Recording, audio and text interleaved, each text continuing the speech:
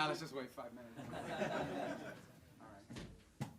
Well, thank you guys for coming today to cover us and to do this event. I wanted to start, I'm going to be very brief because I just want to get to as many questions as I can. I can do English, I'll answer Spanish if you ask Spanish. And then I'll answer it in English after I answer it in Spanish. So any other languages, you know, I'll be able to do it. But those two, and then, so look, when I took over Secretary of State, I'll refer you back to the hearings we had in the Senate in January about the role I hope to play. And I believe very strongly this president was elected. One of the reasons why he was elected, very specific things, but one of the reasons why President Trump was elected is sort of an understanding among the American people that our foreign policy was in need of a complete recalibration. A recalibration because the world had dramatically changed. Many of the institutions, policies, assumptions that our foreign policy was operating under were built upon a world that no longer existed. And it required us to re-examine that. One of the assumptions that I think we had lost during this period of time, and I don't mean to make this an academic lecture, but I wanted to give you some insight into the broader thinking, as I highlighted at that hearing less than a year, almost a year ago now, is one of the assumptions was the loss of the notion of the national interest in our foreign policy. At the core of foreign policy needs to be the national interest of the United States. Now that doesn't mean that there aren't issues and things we care about in the world, but at its core, the core principle of the national interest, the core principle behind our foreign policy needs to be our national interests. So you have to first of all define what is the national interest, and then you have to apply it. We defined it as we are in favor of foreign policies that make America safer, or stronger, or more prosperous. Hopefully all three, but at least one of those three. And then it requires you to prioritize. Even the richest, most powerful and influential country on earth has limited resources, has limited time. And it has to be able to dedicate those resources and time through a process of prioritization. That includes geographic prioritization. It also includes issue prioritization. And that's what we intend to do here. Then you have to have the mechanisms of foreign policy to deliver on it. In essence, you have to have a Department of State and a National Security Council and all the elements of U.S. foreign policy influence and power to deliver, to identify and then deliver on those priorities. And that's what we've attempted to do here, and I think we're well on our way to doing it. There's more work to be done. There's things we will improve upon.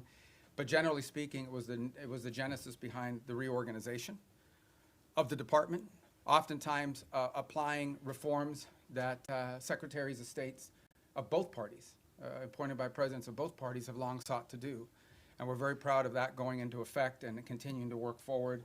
I think we generally avoided, massive disruptions to our operation, although any transition involves some disruption. But we're very happy with the way we empowered our regional bureaus, meaning our embassies and the folks at the desks here behind the regions have become more empowered and having influence over every element of our foreign policy, particularly how it's applied tactically. At the same time, one of the things we looked at is foreign aid. Foreign aid is not a separate activity of the United States government. It is an element and a tool of our foreign policy, and it should be used for the purpose of furthering the national interest. That doesn't mean we don't care about human rights. That doesn't mean we don't care about starvation. That doesn't mean we don't care about hunger. That doesn't mean we don't care about humanitarian need. What it does mean, however, is that even foreign aid, which is not charity, it is an act of the U.S. taxpayer. Now, American charities are free to give their money to whoever they want, as long as it's not a sanctioned entity. But the United States and the taxpayer money should be spent in furtherance of our foreign policy, should be spent in places and on things that further our foreign policy, and even that is not unlimited. We have a limited amount of money that we can dedicate to foreign aid and humanitarian assistance, and that has to be applied in a way that furthers our national interests, and that's what we have sought to do as well. And in that endeavor as well, we have empowered the regional bureaus and our embassies to play a dramatic role. In fact, they are not just the implementers of this. They, in many cases, are the ones that are suggesting and are leading the response. And so bringing the tools of foreign aid underneath the umbrella of our broader foreign policy has been an important and dramatic reform. Even in the midst of all that, we remain engaged around the world, including in conflicts that perhaps are not central to everyday life in America, but the president has made it a priority to be a peacemaker. And so you've seen us engaged, whether it's Russia, Ukraine, or India and Pakistan, or Thailand and Cambodia, which is an ongoing challenge, or the tragedy we see now in Sudan, or the potential for further strife in South Sudan and that falling apart. I mean, no matter our Armenia and Azerbaijan, we are always looking for opportunities, if possible, to play the role of a mediator that brings about the avoidance of war or the ending of conflicts. And obviously, in many of these cases, you can get people to the table and agree, and then there's the implementation process. And so we've made progress in many of these, particularly in getting them to agree to certain conditions. Obviously, it's ongoing work to make sure that those are implemented and applied. And some of these, conflicts have deep roots that go back many, many years. But we are prepared to be engaged and helpful in ways that perhaps other nations can't. We've been viewed as indispensable in that regard, and it's a role the president takes great pride in the promotion of peace around the world, and something he deserves a lot of credit for. He is personally engaged in all of this.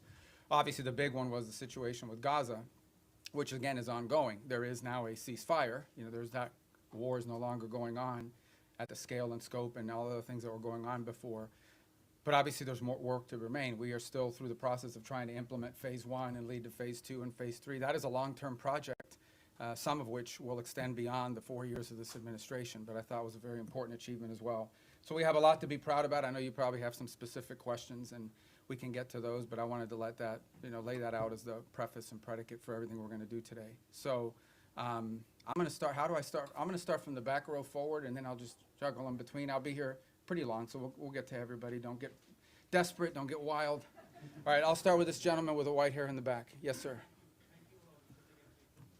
Ask you about Gaza. U.S. wants Pakistan troops to be in Gaza. Has U.S. got a consent from Pakistan that they will be sending their troops in Gaza for peace building and peacemaking? Yeah. Well, look, in fairness to all the countries we've talked to about being and having a presence on the ground, I think they want to know specifically, what the mandate, what the specific mandate it was, the funding mechanism looks like. So we're very grateful to Pakistan for their offer to be a part of it, or at least their offer to consider being a part of it. I think we owe them a few more answers before we can ask anybody to firmly commit.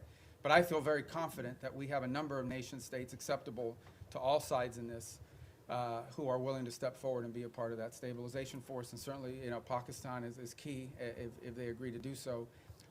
But I think we owe them a few more answers before we get there. We're trying to make a lot of progress here with I think the next step here is announcing the Board of Peace, announcing the Palestinian Technocratic Group that will help provide daily governance.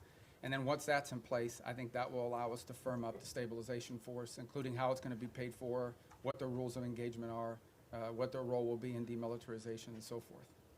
Thank you. Next to you in the back. Mr. Secretary, thanks so much for doing this. I want to start with Russia, Ukraine. You mentioned that. Easy stuff, yeah. You mentioned your efforts. There are talks going on right now, starting today and this weekend in Miami.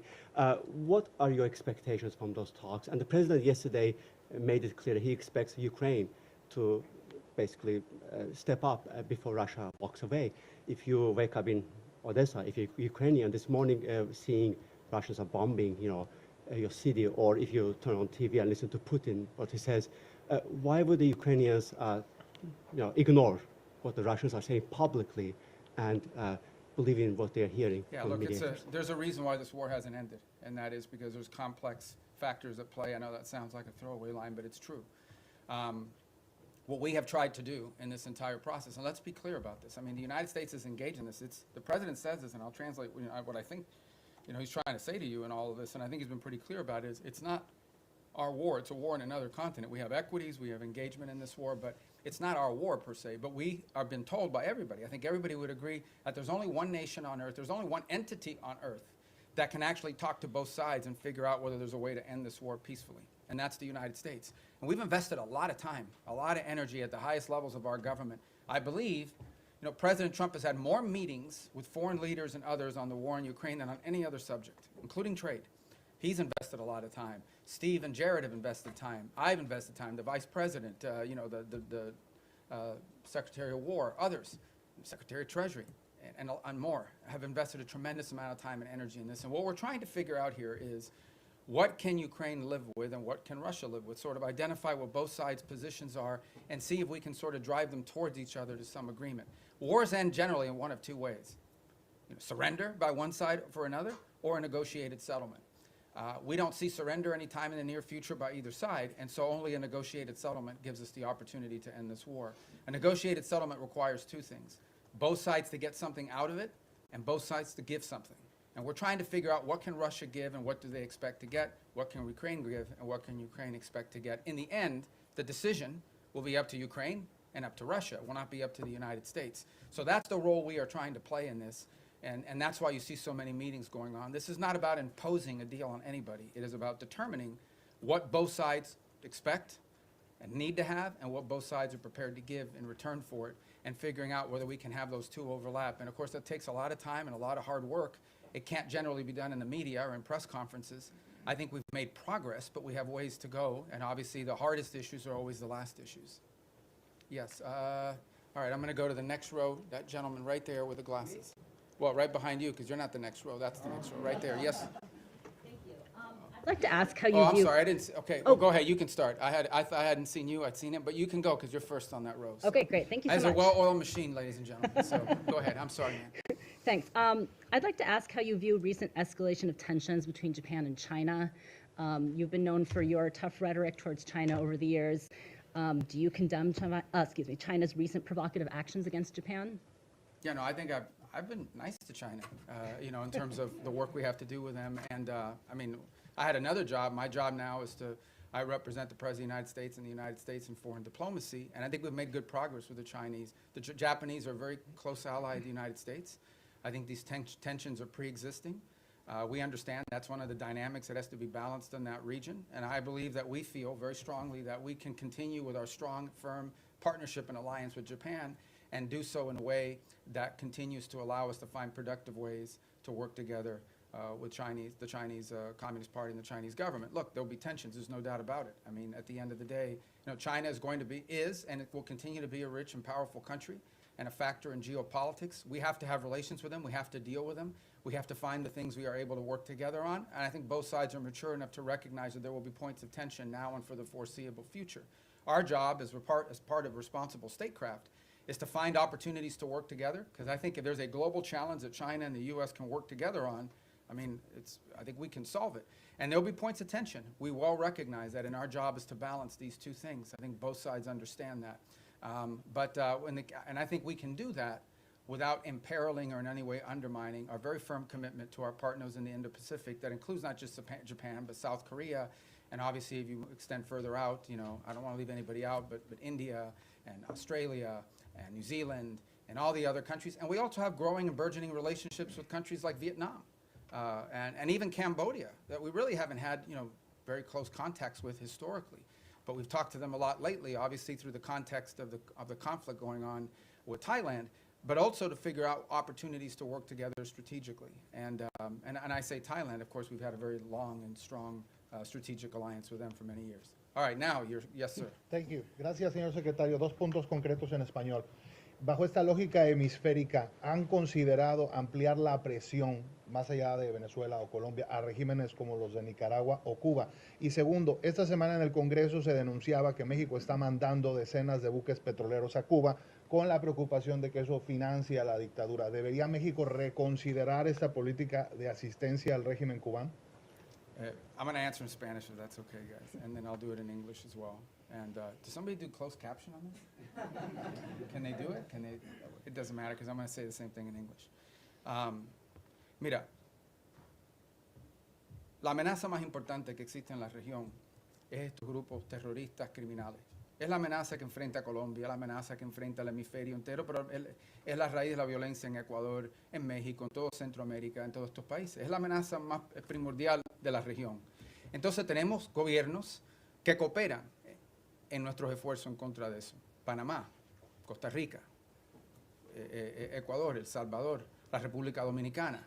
No dejo a nadie fuera, pero son muchos que cooperan. Tenemos y seguimos teniendo muy buenas relaciones con los equipos de seguridad de Colombia. Entiendo que el presidente de Colombia es una persona inusual, pero encima de eso tenemos, al nivel institucional, tenemos muy buenas relaciones y con México. El gobierno de México está haciendo más en este momento en el tema de seguridad que jamás en su historia. Queda mucho por hacer, pero tenemos cooperación. En el tema de Venezuela no tenemos eso, tenemos un régimen ilegítimo que no simplemente no coopera con Estados Unidos, sino coopera abiertamente con elementos criminales. Por ejemplo, el ELN y la FARC operan abiertamente desde territorio venezolano. Entidades de narcotráfico operan abiertamente y con la cooperación del régimen de Maduro para mandar drogas como cocaína a Estados Unidos a través del Caribe, creando una situación muy grave de seguridad en muchísimos países, inclusive Trinidad, República Dominicana, etc. Así que Estados Unidos lo que simplemente está buscando es la seguridad del hemisferio, que incluye, por ejemplo, Haití también. y no hemos visto enfocado en eso. Obviamente los esfuerzos en contra de los barcos narcotraficantes saliendo de Venezuela han recibido mucha atención. Lo que no se habla lo suficiente, lo que estamos haciendo también en el mar Pacífico, donde hay esfuerzos andando también. La diferencia es que ahí tenemos la cooperación de gobiernos amigos. Lo que no se está hablando es lo que estamos haciendo junto con los mexicanos. Lo que no se está hablando es lo que estamos haciendo para crear una fuerza de estabilidad antipandilla dentro de Haití. Lo que no se está hablando es toda la cooperación que existen con todos estos gobiernos para llevar a cabo esta guerra en contra de estos elementos terroristas, criminales, que operan abiertamente dentro de nuestra región y que amenazan los estados de esta región. La buena noticia es que este nuevo año nos va a traer más gobiernos en el hemisferio que están dispuestos a cooperar en países como Bolivia, en Chile. Obviamente ya tenemos grandes amistades en lugares como Paraguay y Argentina. Y en fin, la reelección del presidente en Ecuador, la cooperación que existe en muchos países y esperemos poder ampliar esas relaciones con otros países también. Así que el esfuerzo se trata de eso y en eso estamos enfocados. Y obviamente tenemos que determinar cuáles son las fuentes de inseguridad en la región. Y esa fuente, la razón por la cual Venezuela ha recibido tanta atención, es porque Venezuela es un país que no simplemente, es un régimen ilegítimo, que no simplemente no coopera con nosotros, sino abiertamente coopera con elementos criminales y terroristas, incluyendo Hezbollah, Irán y otros. Y obviamente estos grupos narcos cooperan abiertamente desde ahí. You know, the question that and it's a question many of you might have as well, is when it comes to the Western Hemisphere, the single most serious threat to the United States from the Western Hemisphere is from transnational terrorist criminal groups, primarily focused on narco trafficking, but they're in all sides businesses as well. So the good news is we have a lot of countries in the region that openly cooperate and work with us to confront these challenges. Mexico, their level of cooperation with us is the highest it's ever been in their history. Throughout Central America, for the most part, except for maybe Nicaragua and to some extent Honduras, we've had great cooperation from Ecuador, from El Salvador, from Ecuador being in South America, but across the Pacific coast where we're also undertaking efforts. Guatemala, Costa Rica, Panama, these are all nations that cooperate with us openly in search of stability in the region. You move to the Caribbean basin, in Trinidad, in Guyana, in Jamaica, in the Dominican Republic, countries that openly cooperate with us. Even Colombia, despite its unusual president, has institutions in that country that work very closely with us, and those ties remain unimpeded and unaffected. So all of this is very positive. There's one place that doesn't cooperate, and it's the illegitimate regime in Venezuela. Not only do they not cooperate with us, they openly cooperate with terrorist and criminal elements. For example, they invite Hezbollah in Iran to operate from their territory. But they also allow the ELN and the FARC dissidents not just to operate from inside of Venezuelan territory, to control Venezuelan territory, unencumbered, unimpeded.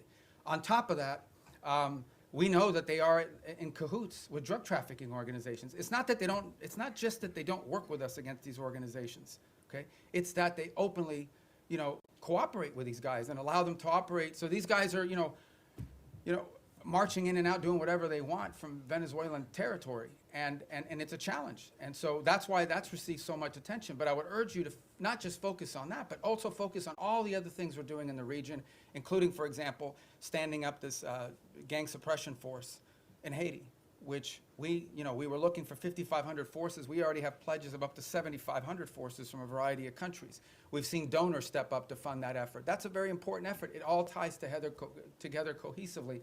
But the goal here is to bring security and stability to the hemisphere, to the region we live in, okay, which has not received enough attention. To bring the elements of American power to achieve that, to do it in partnership with as many countries as are willing to work with us in that regard. That's the goal here, and it's comprehensive and involves more than just one place. What makes Venezuela stand out is that the regime there actually cooperates with the terrorists. Yes, sir. In that row right there. Yeah, right there in the middle. The hemisphere, the White House recently put out the national security strategy, essentially reorienting towards the Western Hemisphere. It was How good, is this right? strategy going to, yeah. Well, I was involved So in you can writing it. answer Yeah, from yeah. both hats, I Yeah, guess, exactly. but how is that strategy going to dictate your relationship with other hemispheric powers like Canada and Mexico? No, I mean, we want to partner with as many people. I mean, they face the same threats that we do. I mean, it's Mexican mayors that are being assassinated in public squares. It's Mexican journalists that are being assassinated. It's parts of Mexico and institutions in Mexico that in some cases are compromised, usually through threat. by these elements. They recognize it, which is why they're partnering with us. Of course we want to work with other governments in the region to confront this challenge, and in most cases we have cooperative places. Now, we don't have that from Nicaragua or Cuba, but obviously didn't have it historically from Bolivia. We hope and expect that that will change. And we certainly don't have that from the regime in Venezuela, who actually don't just not cooperate with us, they openly cooperate with narco-trafficking elements that use Venezuela as a transshipment point. Yes, ma'am. Yes, thank you, Mr. Secretary. Today you had the second round of direct negotiations between Lebanon and Israel. Do you foresee a potential deal between these two countries without another round of war? And the second question, if I may, on Sudan. We know, Mr. Secretary, it's a civil war, but also there's a regional factor here. Where the U.S. A regional what, I'm sorry? Factor Okay, in this yes. war. Where the U.S. stands here, and what's a red line for you? Is a divided Sudan is a red line for the U.S.? Yeah, let's separate the two because they're both easy questions, right? So the first one is we're hopeful. Look, at the end of the day, the goal everybody shares is a strong Lebanese government that controls the country, and Hezbollah is disarmed. They're no longer an armed element that can threaten Israel's security. That's the goal here. And we have tried to, in a cooperative way, to do everything we can to empower the Lebanese government to have the ability to do that. And so I hope that's what these talks are aimed towards, and we'll be supportive in every way we can to achieve that outcome. What I think is abundantly clear to everybody is no one is in favor of a Hezbollah that can once again threaten the region, act as a direct Iranian proxy, and obviously if they threaten Israel, we're not going to have peace. So we are hopeful that the talks between Lebanese authorities and the Israelis will create outlines and a way forward that prevents further conflict. I think I don't speak for the Israeli government. I can only tell you and echo what they've said publicly, and that is that if they feel threatened by Hezbollah, they will take actions in their defense against them. So we all would hope that we could avoid that, right? We would all hope that in order to have peace, you have to avoid that, and the best way to avoid it is to have a strong Lebanese government that can actually control the country, and that Hezbollah is no longer an armed threat to Israel or to the Lebanese state. And that's what we're committed to hoping to achieve. And we hope that, I can't speculate on what the talks will lead to, but we'll do everything we can to make them productive. On Sudan, you've rightfully outlined, I mean, there are regional elements to this. I mean, there are clearly both sides, you know, the SAF and the RSF have supporters from outside of Sudan's borders that are involved, and we've been engaging with those countries. It's not just countries that are providing them weaponry and equipment, it's also countries that are providing transshipment, particularly to the RSF to receive weapons, in some cases advanced weaponry. Our goal right now in the short term, and what we've emphasized to everybody, including in my calls with leaders in the UAE, leaders in Saudi Arabia, we're very engaged in that. Our special envoy, Mossad Boulos, just returned from the region, meeting with the Egyptians, with the Saudis, with the UAE, and others. We've also been in collaboration with the UK on some of this. Our goal, the immediate goal we have, is a cessation of hostilities, okay? A humanitarian truce going into the new year that allows humanitarian organizations to be able to deliver aid to the people in great distress. Right now, that's not possible. We are hearing, continue to see reports of humanitarian convoys actually being struck on their way in. And so you can just imagine what's amazing to us is these convoys are struck and the rest of the convoy continues. That's how committed these groups are. But what we said to everybody on it is that what's happening there is horrifying. It's atrocious. That one day the story of what's actually happened there is going to be known and everyone involved is going to look bad. And we have played the role we have played is a convening role in bringing the parties to the table. So I think we will know more very soon about whether this is possible. One of the challenges and frustrations in Sudan has been that one side or the other will commit to certain things and then they won't live up to those commitments. They'll agree to anything and implement nothing. And oftentimes what happens is when one side feels like they're making advances in the battlefield, they don't necessarily see the need to concede at that point because they believe they're on the verge of achieving some success on the ground and a truce would set them back. But what we've emphasized is none of these groups can operate without the support they're receiving externally. So we have been engaging with the countries involved from the outside to ensure that they are at the table and that they are pushing for the same outcome that we want, which is phase one, a humanitarian truce that at a minimum allows us to deal with the humanitarian calamity that occurs there. And obviously we hope that while that truce is ongoing, we can focus on the other elements that led to this conflict and help to resolve some of those. But our number one priority we're focused on, 99% of our focus is this humanitarian truce and achieving that as soon as possible. And we think that the new year and the upcoming holidays are a great opportunity for both sides to agree to that, and we're really pushing very hard on that regard. Yes, sir. Right there, because I missed Secretario you. Rubio, en español, Sí. si me permite. El presidente Trump ha llamado al presidente Gustavo Petro drug leader y ha usado, digamos, términos Bueno, él también ha fuertes. dicho cosas de nosotros. Totalmente, Ok, pero totalmente. está claro, ok. Secretario Rubio, ¿hay alguna prueba o por qué esta administración llama a Gustavo Petro? Quisiera saber el por qué esta administración llama a Gustavo Petro un líder del narcotráfico. Y por último, secretario, si usted considera eventualmente ante la invitación que hace Gustavo Petro ahora al presidente Trump o a usted ir a Colombia y conversar con Gustavo Petro. No, nosotros Gracias. conversamos con cualquiera. Desafortunadamente es una persona que no es muy estable en su pronunciamiento, pero no vamos a permitir que la actuación de un presidente que al fin su término termina pronto vaya a dañar la relación que existe entre Estados Unidos y Colombia, una relación muy cerca, una relación que se ha establecido a través de los últimos 50 años, una relación importante comercial, diplomática, militar, de seguridad, uno de los grandes socios y aliados que tenemos en la región. Y lo que queremos, no vamos a permitir que cualquier tipo de problema que existan con un individuo vaya a hacerle daño a esta relación tan importante. Esperemos que en el futuro exista la oportunidad de tener más cooperación a los niveles más altos del gobierno colombiano, pero no vamos tampoco a dañar, o no queremos dañar, a todas las relaciones que tenemos y los enlaces que tenemos, incluso con individuos en el cuerpo legislativo y también con oficiales electos al nivel local, muchísimos alcaldes y de diferentes lugares dentro de Colombia que también tienen muy buena relación con Estados Unidos y la amplia y estrecha relación que existe entre nuestros pueblos también. The question is again by Colombia. I said, look, we're not going to let sort of the pronouncements of an unstable individual over there to impact. We don't want to let it impact our broader relationship with Colombia. It's an important relationship, an important alliance. It extends through commercial, people to people, cultural, obviously security and stability, all of these things. And our job is to try to the extent possible, maintain those strong ties between Colombia and the United States and not allow them to be imperiled by the pronouncements of one person. We would hope to see a day soon in which we have better relations with the leader of that country, but we're not going to let the fact that doesn't exist now, we're going to do everything possible to not let that impact the relationships we have with the people of Colombia, with the nation, with their economy, with their security forces, which are very important. This is a very important alliance, a very important strategic partnership, which we've built up through a lot of hard work over decades. And we're not going to let that fall apart because of one person. If that changes and he changes, that would be great. And obviously, in May, there'll be a new president there and there'll be elections and we'll work hopefully more cooperatively with whoever replaces the current president, but that's up to the people of Colombia.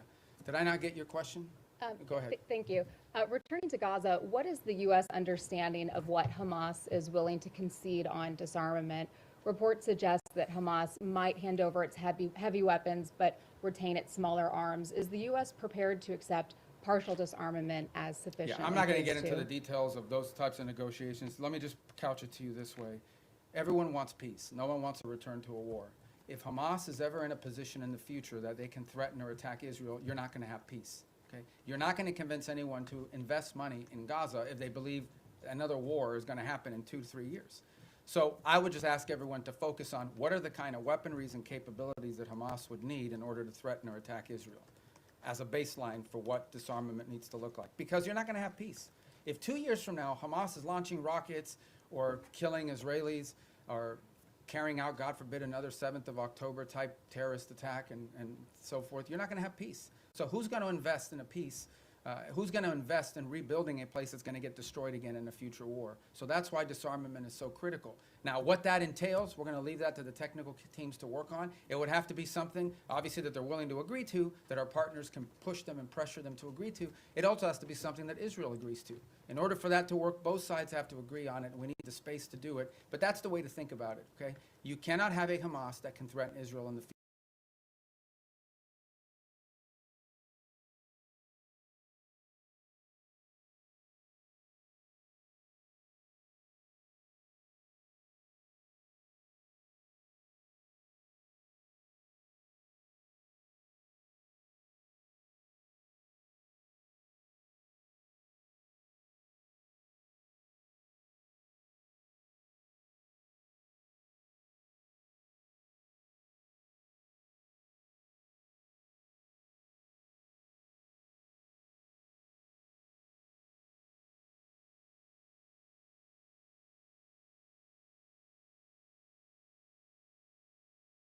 future. If they can, you won't have peace. So that's the goal. All right. Who's left in that? The president's been focused on. And that's what we're conducting. And that's what we have been focused on the entire time. Because that is the threat to the national interest of the United States. Now, do we consider Maduro legitimate? No. And by the way, guys, when I say these things about Maduro and his role in narco trafficking, I hear his reports. Marco Rubio says it. It's not me. A grand jury in New York, in the Southern District of New York, okay, a grand jury in the Southern District of New York was presented evidence and came back with an indictment, not just against Maduro, by the way, but against a bunch of people in his government for narco trafficking. A bunch.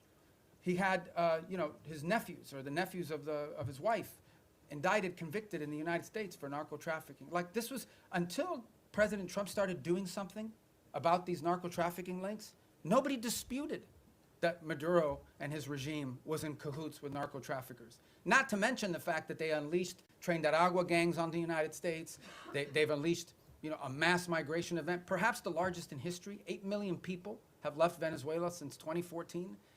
So also destabilizing all the countries in the region who've had to assume people that are fleeing this illegitimate regime. So, but nobody disputed the drug links. So that's what the president's been focused on, and that's the problem. And that's the problem in Venezuela. En el caso de Venezuela, es muy simple. Es un régimen ilegítimo que coopera abiertamente con Irán, con Hezbollah y con grupos narcotraficantes. Incluso la ELN y la FARC que operan abiertamente dentro del territorio venezolano encima de los demás. Entonces, la amenaza que enfrenta los Estados Unidos es eso, que tenemos un régimen ilegítimo que coopera abiertamente con elementos terroristas, y por eso consideramos el régimen de Maduro un régimen terrorista, cooperan abiertamente con elementos terroristas que amenazan la seguridad de Estados Unidos. Punto. Ese es nuestro interés y en eso estamos enfocados. Okay, next row right there. Yeah. With all due respect for my colleagues, I'm going to ask this one in Spanish. Okay. Señor secretario, usted acaba de decir que no espera o que no es la intención de Estados Unidos que las diferencias con el presidente Gustavo Petro generen afectaciones para la relación con Colombia. Pero la verdad es que sí las han generado. Colombia fue desertificada, el presidente Donald Trump ordenó suspensión de recursos de cooperación para nuestro país y ya se están viendo consecuencias en materia de seguridad en Colombia. Nada más anoche asesinaron a 6 soldados colombianos, el ELN, con un atentado terrorista. Y la gran pregunta en Colombia hoy es ¿qué va a pasar el próximo año si Colombia elige un presidente de izquierda? Si las relaciones de Estados Unidos, las buenas relaciones con Colombia y el respaldo de Estados Unidos va a depender de que el pueblo colombiano elija un presidente que sea visto con buenos ojos por parte de esta administración. No, pero que esto no se trata de izquierda ni derecha. Esto se trata de una persona que simplemente no coopera con nosotros en estos esfuerzos. De eso se trata. Al final del día, el pueblo colombiano va a escoger el próximo presidente. Es una democracia, tienen elecciones, esperemos que se cumplan todos los requisitos. Tienen una larga historia de cumplir los requisitos democráticos. Aquí no estamos diciendo que Petro no fue electo democráticamente, aquí nadie dice que no fue así. Pero en fin, esto no se trata de izquierda ni derecha, se trata de tener en poder un presidente que coopera con nosotros. Obviamente, sin duda, la postura que era tomada en contra de Estados Unidos ha afectado a nuestra relación, no hay duda de eso ninguna. Estamos tratando de limitar eso lo más posible, pero también tenemos intereses que tenemos que proteger. Y tampoco vamos a pretender, cuando tienes un presidente diciéndole a los elementos de seguridad que no cooperen con Estados Unidos, eso no lo podemos ignorar. Pero por otra parte, entendemos que tenemos dentro del sistema colombiano, incluso al nivel legislativo, en el Congreso, en el Senado, también alcaldes y otros líderes políticos de ese país que sí quieren buenas relaciones con Estados Unidos, y incluso líderes que no son de derecha, que son de izquierda, pero que entienden la importancia de esa relación. Pero esto no se trata de ni izquierda ni derecha, se trata que si va a cooperar con Estados Unidos o no. Tenemos una larga historial de cooperar con Colombia, que fue un ejemplo y un modelo para la región, y ahora tenemos algo un poco menos, que es lamentable. Ojalá que eso cambie. The question was about whether the U.S. relations to Colombia is dependent on whether they elect a leader that's center-right or center-left. It has nothing to do with left or right. It has to do very simply with whether or not we have a leader there that we can work with. The U.S.-Colombian relationship, especially our security relationship, but also our economic one with a free trade agreement, is a model. It was a model for the region. We tried to replicate that. Everybody would use Plan Colombia as an example of what you need to do in these other places. And we want to continue that. Now, no doubt, when you have the president of a country saying some of the things and ordering some of the things that he's ordered, it's going to have an impact on some of that relationship. Our job is to try to preserve and protect as much of that relationship as possible, but it will be impacted. But it doesn't matter whether the next president is center right or center left. That's not the issue. The issue is whether the next president is someone who's going to, once again, cooperate with the United States and restart these relations. That's what we seek. And if President Petro changes in his stance, perhaps that could change as well. But if he doesn't, obviously, it'll be up to the people of Colombia to elect their next president. Yes, ma'am, right there in the middle. I don't want you guys to think I'm only picking the Spanish ones, okay? I actually don't know who any, well, there's a list here, but I can't even read it without these glasses. All right. Go ahead, I'm sorry. Perdón. Secretario Rubio, usted lleva años denunciando el régimen de Nicolás Maduro y estuvo, entiendo, hace poco en una conversación telefónica donde hablaron el presidente Trump y Nicolás Maduro. Quisiera preguntarle cómo sintió a Nicolás Maduro en esa conversación, usted que lo conoce desde hace años, pues su comportamiento, si siente que está acorralado como reportan los medios, si está abierto a irse a otro país a cambio de un indulto, si ustedes estarían pensando en reunirse con él. ¿Cómo fue esa conversación? O sea, ¿qué nos puede contar de el efecto que está teniendo sobre la presión? Yo no voy a comentar sobre ninguna conversación del presidente Trump con cualquiera del mundo, si existió o no existió. Yo no voy a comentar sobre eso. Voy a repetir lo que he dicho ya. Esto se trata de algo muy simple. Y esto se trata de los intereses nacionales de Estados Unidos. Y hay una amenaza regional que existe. Y en el caso de Venezuela no tenemos cooperación. Para empezar, que es un régimen ilegítimo. Segundo, que es un régimen que no coopera, es antiamericano en todos sus pronunciamientos y actuaciones. Y tercero, es un régimen que no solamente no coopera con nosotros, sino abiertamente coopera con elementos peligrosos, terroristas y criminales. Incluso ellos mismos lo son. Entonces es difícil llegar a un acuerdo con terroristas que están abiertamente cooperando con estos elementos peligrosos que amenazan la seguridad de Estados Unidos. Encima de eso no voy a especular más. Pero va a haber guerra, secretario, porque ahorita en Colombia todo el mundo se está levantando, en Venezuela, con la posibilidad de que haya una guerra entre Estados Unidos y Colombia. Nosotros estamos protegiendo el interés nacional de Estados Unidos. Yo creo que, en fin, ese es nuestro derecho. Y también le diré que en Colombia debe haber mucha preocupación, que ha habido un ataque el día antes de ayer, o fue ayer, de ELN, o la FARC, creo que fue ELN, y ¿de dónde operan ellos? Abiertamente, de territorio venezolano, abiertamente, como si fueran un país soberano, operando abiertamente dentro del territorio venezolano. It's the same question, guys, and that is, the bottom line is very simple. Our interest in Venezuela and in the region is the national interest of the United States, and in Venezuela we have an illegitimate regime that not only does not cooperate with the United States, but openly cooperates with narco-terrorists and others who threaten the national security of our country. The gentleman in the middle. I'm going to try to get to everybody, I promise. But you guys, by then, your questions will be Thank you, more Mr. Secretary. specific. You said a few moments ago that everyone wants peace for Gaza, and yet by any metric, the Israelis are flouting the ceasefire that President Trump negotiated by killing an average of 2 children a day, not allowing the agreed-upon humanitarian aid into Gaza. How long can this continue? How long can the Israelis be allowed to show such disrespect to President Trump? Well, look, that's your characterization of it about the term disrespect. What I would say is this. This was, first of all, it was a miracle that it happened in the first place. We all understand how difficult it was for that to come to the conclusion that it did, where the bombing and everything else, the scale and scope of what we saw ended, all the hostages were released, and we have relative peace right now for the most part, despite the things you're pointing to. That was very difficult. But this is not easy. Peace is a verb. It's an action. It's not a sentiment. Every single day will bring challenges. Every single day. We also have had instances, for example, over the last couple of weeks, where Hamas elements emerged from a tunnel, attached an explosive device to the side of a vehicle, and injured and almost killed Israeli soldiers. We still have this threat. We still have and see every single day Hamas openly taking steps to strengthen themselves within inside of those places in Gaza that they still control. We saw early on the atrocities they were committing in the streets against people as they were trying to show people how strong they were. So I don't think I'm standing here to tell you this is going to be easy. This is an hour-by-hour, day-by-day challenge.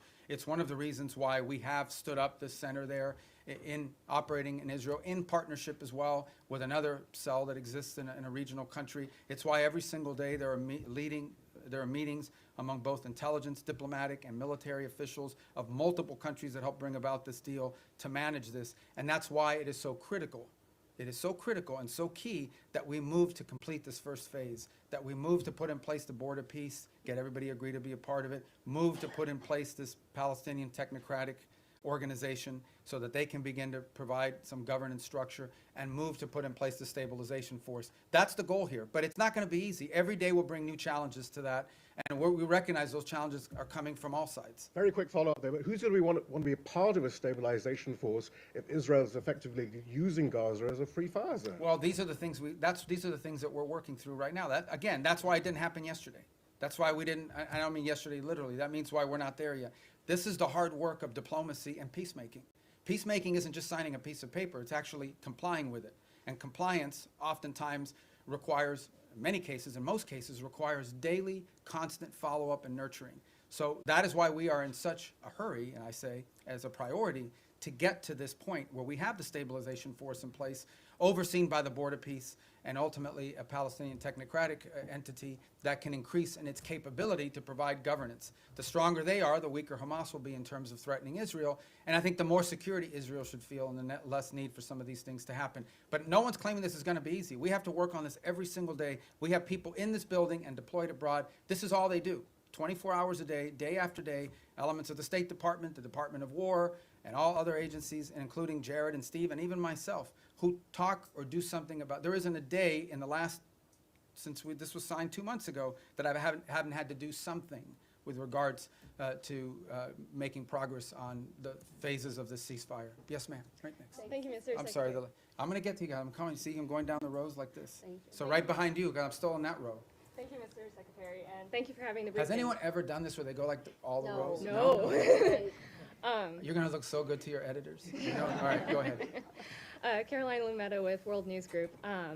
Several faith-based organizations have been calling on the administration to reopen the U.S. refugee admissions program, particularly for religious minorities facing persecution. That includes Afghanistan, Syria, Iran. Is it going to be a goal in 2026 to expand that program again beyond South Afrikaners? Yeah, so here's the problem, okay? In the last 4 years, we had a flood of people enter this country through a variety of means. So that's what we confronted. We have to stop that, and we did. We've been successful. You see the border secured, the number of illegal entries has completely collapsed. And now we're facing a second challenge, and that is we've admitted a lot of people into the United States. And perhaps the overwhelming majority of them are not bad people and so forth. This is all true. But there are people, we know, okay, for a fact, that there are people in this country who got in through some form of vetting that was wholly insufficient. And we've seen tragic evidence of that very recently, including people that we claim to have vetted. So, why does that happen? Because there are some places where you can't vet people. You can only vet people on the basis of information you have about them. But that information is oftentimes dependent on whether there's some local authority that actually has any information about them. Okay, so that is the challenge we're facing, which is why the president has sort of put a stop to all of these things until these systems for admitting people into our country can be improved. But I think everyone would understand that after a flood of 15 to 20 million people into our country, almost unrestrained in some extent, over the last 4 years before taking over in January of this year, there's a desire in our country to put a stop to that until we can fix these processes to ensure that not only do we know who's in the country now, but in the future, we're not going to face some of these challenges that we faced in the past. So, look, the United States remains the most generous country in the world when it comes to legal immigration. This year alone, close to 1 million people will enter this country legally and have their green card and go to war. But we do have a right, like every sovereign country does, to know who you are, why you're coming, what you've done in the past, and what we think you might or might not do in the future.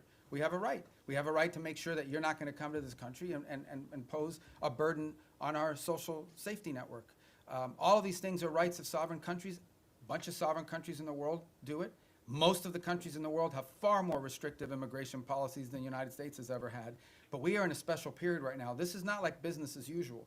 This is, right now, we are less than a year removed from the most reckless migratory incompetence in American history, where a flood of people and mass migration events entered the United States. And they can claim all they want that they vetted people. This is just not true. Some of them were cursory vetting, and in some cases you couldn't vet them because the countries or places they came from had no documents upon which they could be vetted on. So that program will be studied, and it will not be restarted at the scale and scope it was until we are comfortable that it is one that we know everyone who's coming in and who they are and whether they meet the criteria for admission to the United States. So do you have any sort of timeline for that? Thank you so much, Mr. Secretary. A follow-up on the conversation between President Trump and Maduro, because the day after the conversation, the president said he was going to be meeting that gentleman very soon. Is this still being considered? Is the president still considering that? Is still a chance for diplomacy on Venezuela? And also, any role that you see Brazil could play? Because just a few weeks ago, President Lula spoke with President Trump and Nicolás Maduro.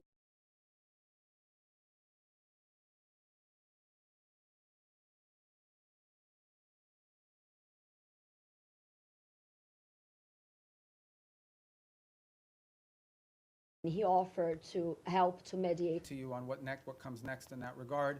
I have no reason to express skepticism or optimism about it. I'm just not going to comment on what the president has available to him as options across the range of options. I'm just not going to comment on what the president has available to him as options across the range of options that include diplomatic options. And how about the conversation with Lula? I mean, I think he said to us what he has said publicly, and that he has a willing to play a positive role in that regard. You know, the president's had 2 phone conversations and 1 meeting with President Lula. I think we've made progress on some things, including on trade. We have more work to be done. The 2 presidents got along. We felt that was important in terms of those conversations. I've talked to Mauro, their foreign minister, on it, including this earlier this week. And we have a lot of issues in common with Brazil that we'd like to work together on, and strong links. Being from Florida, as an example, I know how important Brazil has been to us as a partner. We've had some disagreements on a couple things over the years as well, but I feel like that relationship is on a positive trajectory. But as far as its role in Venezuela, I don't have anything to provide you on that today of any specificity. Just a Yes, quick sir. follow-up on the tariffs, political tariffs. No, on I got to Brazil. get to him. Okay. Thank you, Mr. Secretary, and thank you very much for doing this. On phase 2 in Gaza, when is the soonest that we could see that being implemented? And then separately, you said at the top that you want the US to play the role of mediator that brings about the avoidance of war and ending conflicts. How do you square that position with a possible military intervention in Venezuela? Thank you. Well, first of all, a couple things. Wanting to pursue peace and secure peace does not necessarily come at the expense of your national interest. We reserve the right and retain the option of defending our national interest. Now, in the case, again, we're going to talk about Venezuela. Let's be clear. Maduro has made multiple deals with elements around the world, including with the Biden administration. Okay, Maduro made a deal with the Biden administration, and here's the deal he made. And I only say this to you not because we want to get back to that deal, but just as an example of why the guy cannot be trusted to keep deals. It's a problem. Okay, somebody, you know, breaks deals multiple times. You have a right to be skeptical they're ever going to keep the deal. He made a deal, and as part of that deal, they lifted sanctions.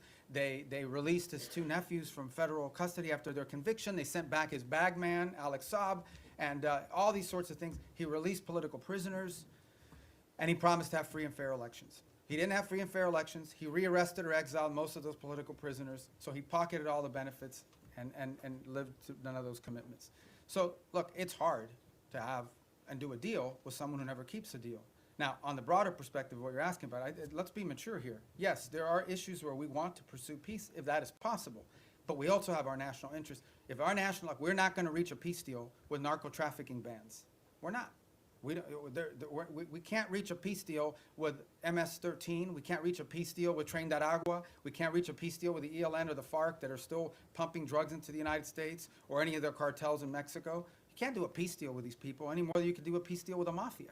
So I think it's important to understand that's different between warring factions and nation states around the world, where we feel like maybe we could act as a bridge to bringing about the differences. But when you're talking about things that directly implicate the national interest of the United States, and no one can argue that transnational criminality and terrorism in our hemisphere is not a threat to the national interest of the United States, we have to we reserve the right and have the right to utilize every element of national power to defend the national interest of the United States. And no one can dispute that, and every country in the world reserves the same option. We just simply have more power than some of them do. And phase 2 Gaza? Oh, phase 2 Gaza, yeah. I mean, we got to complete phase 1 to get to phase 2. That's why we're working every day to get there. Look, guys, if this stuff was easy, it would have been done already a long time ago. This is a complex situation. No one would dispute it, but it's important.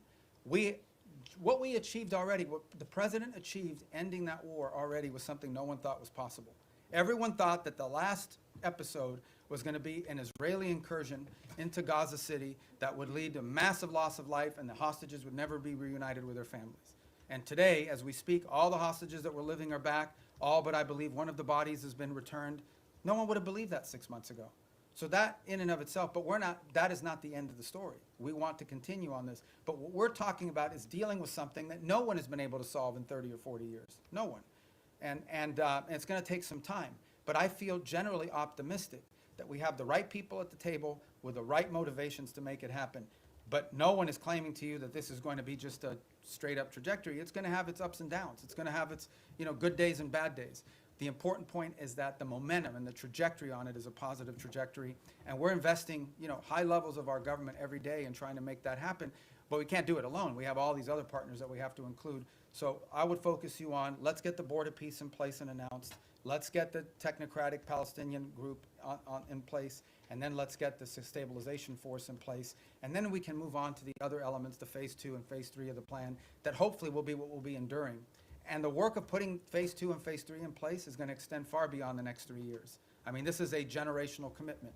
But we want to leave those pieces in place for the next administration to continue to build upon, even as we achieve phase 1 and parts of phase 2 during this administration. Yes, ma'am. Yeah, Mr. Secretary, some of your former Democratic former Senate colleagues who considered you one of their most trusted bipartisan partners have, since you joined the Trump administration, accused you of abandoning some of your former principles and positions, and 3 or 4 have said they regret voting for you.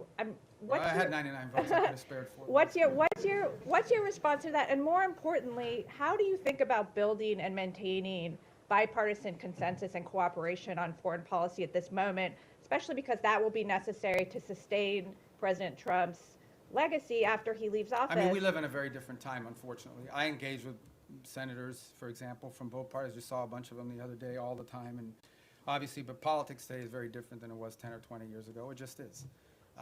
I'm not in that anymore. I'm no longer in a political office, but I know political offices. I served 14 years in the Senate, and politics is real, right? I mean, there's also not a lot of benefit to a Democratic senator saying what a great guy Marco Rubio is in this current political environment, or anyone in the Trump administration for that matter. So all I will tell you is I get up every day, we go to work, we get work done, we do cooperate and work with. They don't always agree with everything we're doing, but I have a lot of people in the Senate, particularly chairmen of key committees that we interact with. There's things people can say and do in the public that because of politics and private that they can't say or do in public.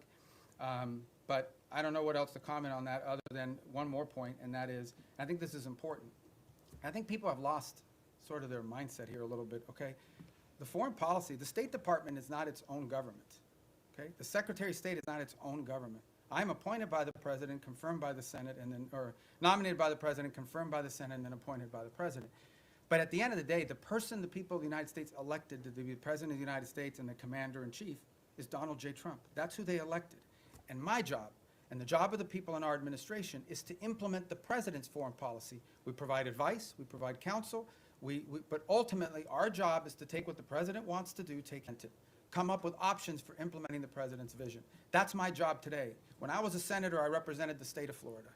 Today, I am the Secretary of State for Donald J. Trump, the President of the United States, and my job is to implement the President's foreign policy, provide advice, provide counsel, provide ideas, provide for opportunities and ways in which his foreign policy can be implemented. But in the end, our job is to implement that. And why people think that somehow foreign policy can be divorced from our republic, that's not the way our Constitution works. The Constitution does not say you elect the President of the United States and then you put in place a State Department to undermine the President if the person who's the Secretary of State doesn't agree with him. That's ridiculous.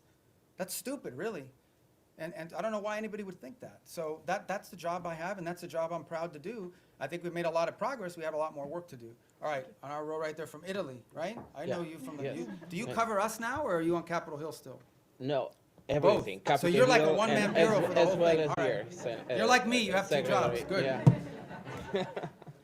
All right. Thank you, Mr. Secretary. So the United States, on one hand, are mediating with Russia to end the war in Ukraine, but on the other hand, the Russian foreign minister yesterday or the day before said it would be a fatal mistake from the U.S. To block the oil tanks from Venezuela and trying to overthrow the Maduro regime. So what kind of what's the assess that you're doing, and are there any safeguards in place to avoid escalation with Russia? And then I have another question about the Hezbollah, sir. Yeah, we're not concerned about an escalation with Russia with regards to Venezuela. I mean, we've always expected them to provide rhetorical support for the Maduro regime. I think they have their hands full in Ukraine. And if he's watching, Sergei, Merry Christmas. And but at the end of the day, I expected them to say what they were going to say. The rhetorical support, we understand what that's at. It's not a factor in how we consider this whole thing. And then, if I may, about the Hezbollah, I know you already answered, but I wanted to ask you if the US administration is considering a broader military support involving also potential Arab partners, not only in providing weapons, but also going into the field to disarm the Hezbollah if the diplomatic talks will fail. Well, I've not heard anyone sort of suggest that at the level of detail that you've talked about. I think regionally, for example, if you talk to the Syrian authorities, they're very concerned about Hezbollah. I think most of the countries in the Gulf region view Hezbollah as an agent of Iranian influence and Iranian action. But as far as what you're discussing, which is sort of a coalition of armed units going into Lebanon to disarm Hezbollah, I've not heard that proposed by anybody. Perhaps you have, but I haven't, and that's not certainly something we've been. Senator Graham. Oh, okay. Was talking about this at the my former Congress. colleagues, yeah. Well, you should ask Lindsey about how he's going to put that together, because, but we just haven't heard it. I'm not saying you may not hear that one day in the future, but I think what is clear, and I think maybe perhaps what Lindsey is speaking to, is that it is clear that if you talk to leaders in the region in all these countries, they all have the same goal, perhaps not, which is to ensure that Hezbollah can no longer play the role that they've played in the past, not just threatening Israel, but being an agent, an open agent, really a proxy of Iranian influence in the region. All right. Thank you. Next. I didn't get to you. Oh, I'm in the new row. Okay, go ahead. Okay, thank you so much, sir. You have previously said in the past that you and the administration are committed to fixing the backlog of visas for foreign-born priests and other religious workers, whether that be through the Religious Workforce Act, or through maybe a standalone process. Is there any update you can give on the status of that and what's being done to I think we'll have hopefully more to fix this announce issue? on that early next month. Yeah, early next month. Okay. We've worked closely with a lot of the religious authorities to do that. Obviously, depending on the denomination, we're not discriminating in favor of one versus another. Some denominations are more professionalized in terms of what they're able to provide us with and sort of information versus others. Some of it depends the country they're coming from, because, we have to be careful not to be waiving, we have country-specific requirements depending on the country they're coming from. But I think we have a good plan in place to put that into effect. And I know we've worked with a number of denominations in that process. Obviously, one of the big users of that system is the Catholic Church in the U.S., and so we've worked with the Conference of Bishops. And I think we're going to get to a good place. We don't have it ready yet. All this takes time to put together, but we're moving quickly, and I think we'll have something positive about that at some point next month, hopefully in the early part of next month. Thank you Yes, so sir. much. Thanks, Mr. Secretary. White House Chief of Staff Susie Wiles said that the U.S. would need congressional approval to conduct ground strikes in Venezuela. Do you share that view? And on your response today on regime change, Wiles already acknowledged that the point of the boat strikes was to pressure Maduro, i.e. have him leave. Why not just acknowledge that this is a regime change? Do you have the quote she said? That this is No, but do you have the quote? to cry uncle. I Yeah, believe so, is the okay, quote. so cry uncle, all right? I guess in Spanish you would have to say tío. But I think, I don't know how that, you can interpret any way you want. But at the end of the day, it is clear that the current status quo with the Venezuelan regime is intolerable for the United States. The status quo, that they operate and cooperate with terrorist organizations against the national interests of the United States. Not just cooperate, but partner with and participate in activities that threaten the national interests of the United States. So yes, our goal is to change that dynamic. And that's why the president's doing what he's doing. Change that dynamic by ensuring that no one wants to get on drug boats anymore. People were just going out there, openly without any fear of the reaper. And now I think people understand, like, it's not a good idea. By the way, we haven't had a strike in the Caribbean basin in almost 5 weeks. Do you know why? It's not because we stopped looking. It's because no one wants to get on a boat anymore and do that. So it's been effective at cutting that down. Now, there's been strikes in the Pacific. So the bottom line is that, sure, our goal is to, what's the point of doing something? But the change, people want to focus on regime this and this and that. The goal here is very simple. The national interest of the United States. The President of the United States was elected to protect the American people, to protect America. That's what he was elected to do. It's one of his fundamental promises that Donald J. Trump made when he was elected President of the United States is, I am going to protect this country. Protect us from what? From the threat of terrorism, from threats to our economy, and from threats these drug organizations and these terrorist organizations pose against the United States. And if you are an ally, a friend, a partner, or cooperate or participate in activities that threaten the United States, you're going to have a problem with President Trump. I think the only shocking thing here is that a lot of people say that. People run all the time for office. I'm going to take on the cartels. I'm going to do this. He's actually doing it. He's not doing anything he didn't say he was not going to do during this campaign. He said he was going to go after the cartels. And now he's going after the cartels, and everybody's shocked. Don't be shocked. This is a man who was elected president because he says and then he does. He doesn't just say and then forget about it. In congressional approval on land strikes, do you think that the United States does need to go to Congress in order to conduct land strikes in Venezuela? Well, look, I'm not going to speculate about things that haven't happened and may never happen. I'm not going to speculate on that. All I'm going to tell you is that two things. And I remind Congress all the time. By the way, I was very consistent on this position because it was my position when I was in the Senate. Number one, no administration, Republican or Democrat, has ever accepted the War Powers Act as being constitutional. That said, multiple administrations, including this one, have sought congressional approval and/or certainly congressional notification of actions taken. Why? Because American action is always strongest when it has the buy-in and the participation of a broad set of actors. Now, given our current political climate, that's not always easy because we do have people today in politics that are against everything that President Trump is for. It doesn't matter what it is. It doesn't matter if they themselves had the same position. If it's President Trump's idea, they're against it reflexively. Okay? That's the nature of the current climate in our politics. But I can tell you that to this point, nothing has happened that requires us to notify Congress or get congressional approval or cross the threshold into war. We have very strong legal opinions. We have now briefed Capitol Hill 23 times, 23 briefings, bipartisan briefings on Capitol Hill. I have personally participated in 6 of those 23 at the highest levels of the committee, but then the full House and then the full Senate, which, by the way, are always interesting. Okay, get it. I've been there before, okay? So, I was part of this thing in the past as well. But you do this briefing, you answer all their questions, and then they go out and tell people, we heard nothing, we saw nothing, that we were pleased with. They already had their answer before they went in, but we do them anyways. And we continue to do them. Not to mention the individual calls I've had with leaders in Congress, and I'm not going to disclose what those are. So everybody over there knows what we're doing, they know why we're doing it, and we've kept Congress fully apprised, and we'll continue to do so. Yes? Thank you, Mr. Secretary. The settlers' violence is rampant in the West Bank. The what is, I'm sorry? The settlers, yes, the Israeli okay, settlers' violence in the West Bank is being escalating, is increasing. Also, Israel is building around 20 settlements unit. Doesn't this undermine your own effort in the peace process? And also, if I may, on Gaza, the humanitarian situation is dire. The babies have been frozen to death because of the weather. Tents have been flooded. Is this anything that the United States can do to alleviate the suffering of the civilians in Gaza? Yeah. In the case of the West Bank, we have, and you've seen our embassy even has put out statements and comments about specific incidents there that we're concerned about, that we do think, create a point of strong friction in the broader effort. And our own embassy, and Ambassador Huckabee has spoken to this as recently as a couple weeks ago, very firmly, I believe. And so we'll continue to communicate that as we have and make our opinion known in regards to its impact on the broader challenges.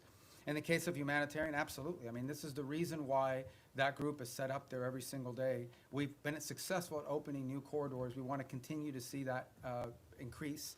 We want to continue to see the flow of aid increase into those parts of Gaza that are still under Hamas control. But it also goes back, not to sound like a broken record, to why it is so critical to have the board of peace put in place and the Palestinian technocratic group put in place. Because that allows us now, when you have this technocratic Palestinian group in place, and a stabilization force to provide security, it now allows us to have someone we can work with to turn over the humanitarian aid to and have them be the ones that help distribute it along with these international partners. That's what the point we're trying to get to, that we can get to a point where that is, and part of the thing with humanitarian aid is also security. Someone has to provide security for these convoys as they go in, because oftentimes they have been attacked, they've been looted, they've been so forth. We don't have a force that can do that right now unless the Israelis are going to go in, and that would violate the ceasefire. But if we have a stabilization force on the ground, they could provide security. And then the technical side of it, the logistical side of it, along with the international partners, is what the Palestinian Technocratic Organization can do. That is why we are in such a hurry to finalize that phase of this deal so that the aid can flow. And not just aid, then we can move from aid to reconstruction, which is the goal everybody has. You want to reach a point at which you're not providing aid because Gaza has an economy, and it's not an economy controlled by Hamas. But we can't get to that stage until we can secure the place. And that's why we're in such a hurry to finalize that phase of the deal. Yes, sir. Vladimir Putin today had I his thought you own- were introducing yourself. No, to no. Vladimir Putin. Okay, I'm Vladimir Definitely Putin. not. Definitely not. Vladimir So what are you Putin- doing here? Go ahead, Nick I'm Schiffer sorry. in PBS NewsHour. Vladimir Putin had his own end-of-year press Today? conference today. Oh, yeah. he's trying to step on my message. Yeah, yeah. His went, I think, 4 hours, so we got, Oh, well, we don't got at worry least about 3 that. hours. And he said he was willing to end the war in I Ukraine. bet you he didn't do it in Spanish. He did not. All right. Go ahead, I'm sorry. No, it's all right. He said he was willing to end the war in Ukraine based on principles he had outlined last summer, and that included a complete Ukrainian withdrawal from 4 regions, most of which are not occupied by Russia, recognition of occupied Russian territory in Ukraine, and the complete lifting of sanctions. That goes beyond some of the recent conversations you've been having. So do you think Putin is serious about peace, and is the U.S. willing to recognize occupied Russian territory in Ukraine? Look, I think ultimately there is what people say, and I'm not claiming that that's not his position. I'm just saying there's what people say and then what people do. In the end, we're not going to base our approach to finding peace here on the basis simply of what people are saying. We're going to base it on what people are willing to agree to, what countries are willing to agree to. Our role is very simple. We try to understand what the Russian position, how much can they give and what do they have to have. We understand the Ukrainian position, and we try to find whether those two things can overlap. Maybe that happens this week. Maybe that happens next month. Maybe that's not ready for a few months. That's not up to us. That's up to the two sides. In the end, it's up to them to make a deal. We can't force Ukraine to make a deal. We can't force Russia to make a deal. They have to want to make a deal. The role we're trying to play is a role of figuring out whether there's any overlap here that they can agree to. And that's what we've invested a lot of time and energy and continue to do so. That may not be possible. I hope it is. I hope it can get done this month before the end of the year. I want it to end as soon as possible. I know the president is deeply committed to helping it end. I know this, though, we're the only ones that can do it. If we were not involved, no one would be talking to both sides. The UN can't do it. Who else is going to do it? Nobody in Europe can do it. So I think I think the one thing people should have is an expression of gratitude that President Trump is willing to continue to engage in this despite the fact that we haven't yet gotten the outcome that he hopes to have, because no one else could do it. And so that's what we're trying to do here. So this whole narrative that we're trying to force something on Ukraine is silly. We can't there's no peace deal that Ukraine, there is no peace deal unless Ukraine agrees to it. But there's also no peace deal unless Russia agrees to it. We are just trying to find whether there's common ground that we can make happen. And maybe that's not possible. Maybe it is. Maybe that's not possible right now. But we don't think our work could potentially serve as a baseline for that in the future. Maybe it is possible now. We're going to continue to test it and see where we can get to. Is the U.S. willing to recognize occupied territory? I'm not going to speak on any specifics of any deal because we're not going to be able to negotiate a peace deal, especially one like this, in the media. Suffice it to say, let me just put it to you this way. There can't be a peace deal unless Ukraine agrees to it. And there can't be a peace deal, of course, unless Russia agrees to it. But remember that. Any peace deal is one that Ukraine has to agree to because they're a combatant. If Ukraine says we don't agree to it, there won't be peace. So our job is not to force anything on anyone. It is to try to figure out if we can nudge both sides to a common place. And guys, in a conflict like this, in a war like this, that's not easy. It takes a lot of time. We're going to have some patience with it, unfortunately. It's already gone longer. But understand why the president cares about this, okay? Because let's be honest here, and I'm not trying to diminish this, okay? Because it's an interesting position to be in. The United States only provides, we don't provide weapons to Russia. We only provide weapons to Ukraine. The United States doesn't sanction Ukraine. It's only sanctioned Russia. And yet we are still the only country in the world that can talk to both sides. So let's be clear about the role we've played in this so far. I mean, we're the only ones that can. So I don't mean to be dismissive of why this matters or it's important, because this is going on in another continent. We've got issues in our own hemisphere we need to be dealing with. That if you were to ask prioritization, I would argue that something in our hemisphere from our national interest is more important than something in another continent. But it doesn't make Ukraine and Russia unimportant. We care about it. That's why we're involved in it. But by the same token, why does the president care? I'll tell you why. This week, 9,000 people will die, including like 5,000 or 6,000 weekly Russian casualties, okay, in a war. This is a bloody, nasty conflict. In the same time, the entire electric grid, the entire infrastructure of Ukraine is being destroyed almost as fast as it's being rebuilt. Every week that goes by, the cost of rebuilding that country gets exponentially higher. It is now becoming generational reconstruction. This is a very damaging war that's going to have incredible implications. There are now hundreds of thousands of Ukrainians, probably maybe in millions, who have not lived in Ukraine in years. They've been displaced to other countries. The implications of this long-term for Ukraine are dramatic, and for Russia too, but for Ukraine, and we're focused on them. This is why the president wants to end it. He thinks it's a bloody, nasty, horrifying war, And he doesn't like wars. He really doesn't like wars. He thinks they're a waste of money, time, and talent. And he wants this one to end. And we're doing everything we can to end it. And it may or may not be possible, but we're certainly going to keep trying. Yes, sir. Thank you. I promise you we're going to go through here. Do you have a deadline or something? I know, but let me get to the roads, because if not, if I break up the road thing, you're going to screw up the whole plan I have for today. Go ahead. Thanks, Mr. Secretary. If I can turn internally for a moment, a recent survey by the American Foreign Service Association found strikingly low morale among career diplomats in the U.S., some of whom reported that they feel like they can't freely express their opinions, that their candidate input is not welcome, and many of them are saying that they're actually thinking about career changes. I know you talked at the top about how change can be disruptive, but I wonder, how much does this concern you? Do you possibly see this as a feature, not a bug, or would you be happy to see people leave so that you can bring in a new crop of people? And then just briefly on your own role, you have 2 jobs right now. Your travel schedule seems a bit lighter than your recent predecessors. You didn't attend the last NATO foreign ministers gathering and had your deputy go. Are you fully performing the job of Secretary of State? Are you more of a national security advisor than a Secretary of State? Can you talk about that? Well, first of all, on the travel schedule, we have a lot of leaders keep coming here, too. So you talk about NATO, great example on NATO. I already went to a NATO meeting this year of all the foreign ministers. Then I went to the leaders meeting, which not all the foreign ministers were at. And then on top of that, that week is the week we had Rwanda and the DRC coming to the United States on a deal that I was working in. So as far as the travel schedule is concerned, we have a lot of leaders constantly coming here. We have leader meetings every single week for the most part up until last week. So there's a lot of work to be done. On the Foreign Service, we have very talented people here. I saw that report somewhere. That's from the union. It's from a union survey. All I can tell you is that today Foreign Service officers are more empowered at the regional bureau than they've ever been. I get descent cables. I get cables every day from all over the world that provide the baseline for a lot of the ideas that we pursue. There isn't a week that goes by that I don't send back 2 or 3 cables with notes about, let's turn this into a policy proposal. We are changing this place so that it is our missions in the field that are not just driving directives from the top down, but also ideas from the bottom up. And I'm very proud of that, and I think that's going to lead and pay huge dividends for future secretaries of state long after I'm gone. So, yes, sir. Thank you, Secretary. Human rights organizations report that 2025 has seen the highest number of executions in the Islamic Republic of Iran in over 2 decades. What specific new measures is the State Department taking to ensure that human rights abuses, specifically this surge of state-sanctioned execution, do not become a secondary priority in your dealings with Tehran? Well, ultimately, look, we have very deep systemic disagreements with the regime in Iran.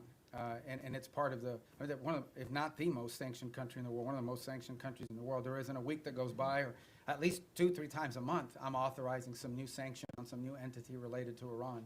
I don't think anyone could argue that this administration has been friendly towards them. So we continue to feature these things because it tells us about who they are and the difference between a regime that governs the country and the people who live there every single day.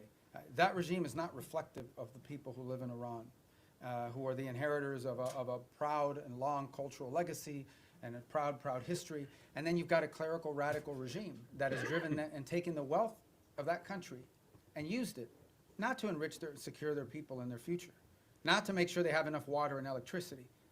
They've used their money to sponsor terrorist organizations all over the world. That's what they've used their money for. So we're going to continue to consistently point that out. Secretary, second I'm sorry, I got to go because I'm getting everybody today. Regarding Europe, you said that Europe was not going to be able to mediate between Russia and Ukraine. There's been some disengagement.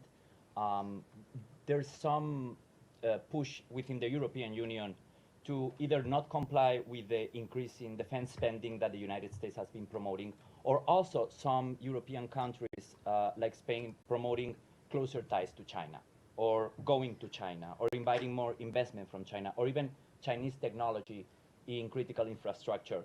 Are you concerned at all about this path? And no, I mean, the countries made a commitment in NATO at a meeting I was at, where they made the 5% pledge, which is a dramatic and historic pledge, with the exception of Spain, of course, who didn't make that pledge. And we've had no indication from any of the countries that agreed to that they're not going to do it, because it's in their own interest. I mean, it's in their own interest. bottom line is, increasing their defense capacity is in their interest because it's their defense. As far as like opening up the China, look, one of the biggest problems Europe faces is they're being flooded with cheap Chinese goods, including Chinese cars. They're being flooded. Their own industrial base is under attack by unfair Chinese practices economically. So, I don't know about the rhetoric you're pointing to or the examples, but I mean, that's a threat that Europe faces, and they need a rebalancing as well. They're also, like we are, experiencing, disruptions to supply chains and things at the economic realm that are very problematic and dangerous for national security.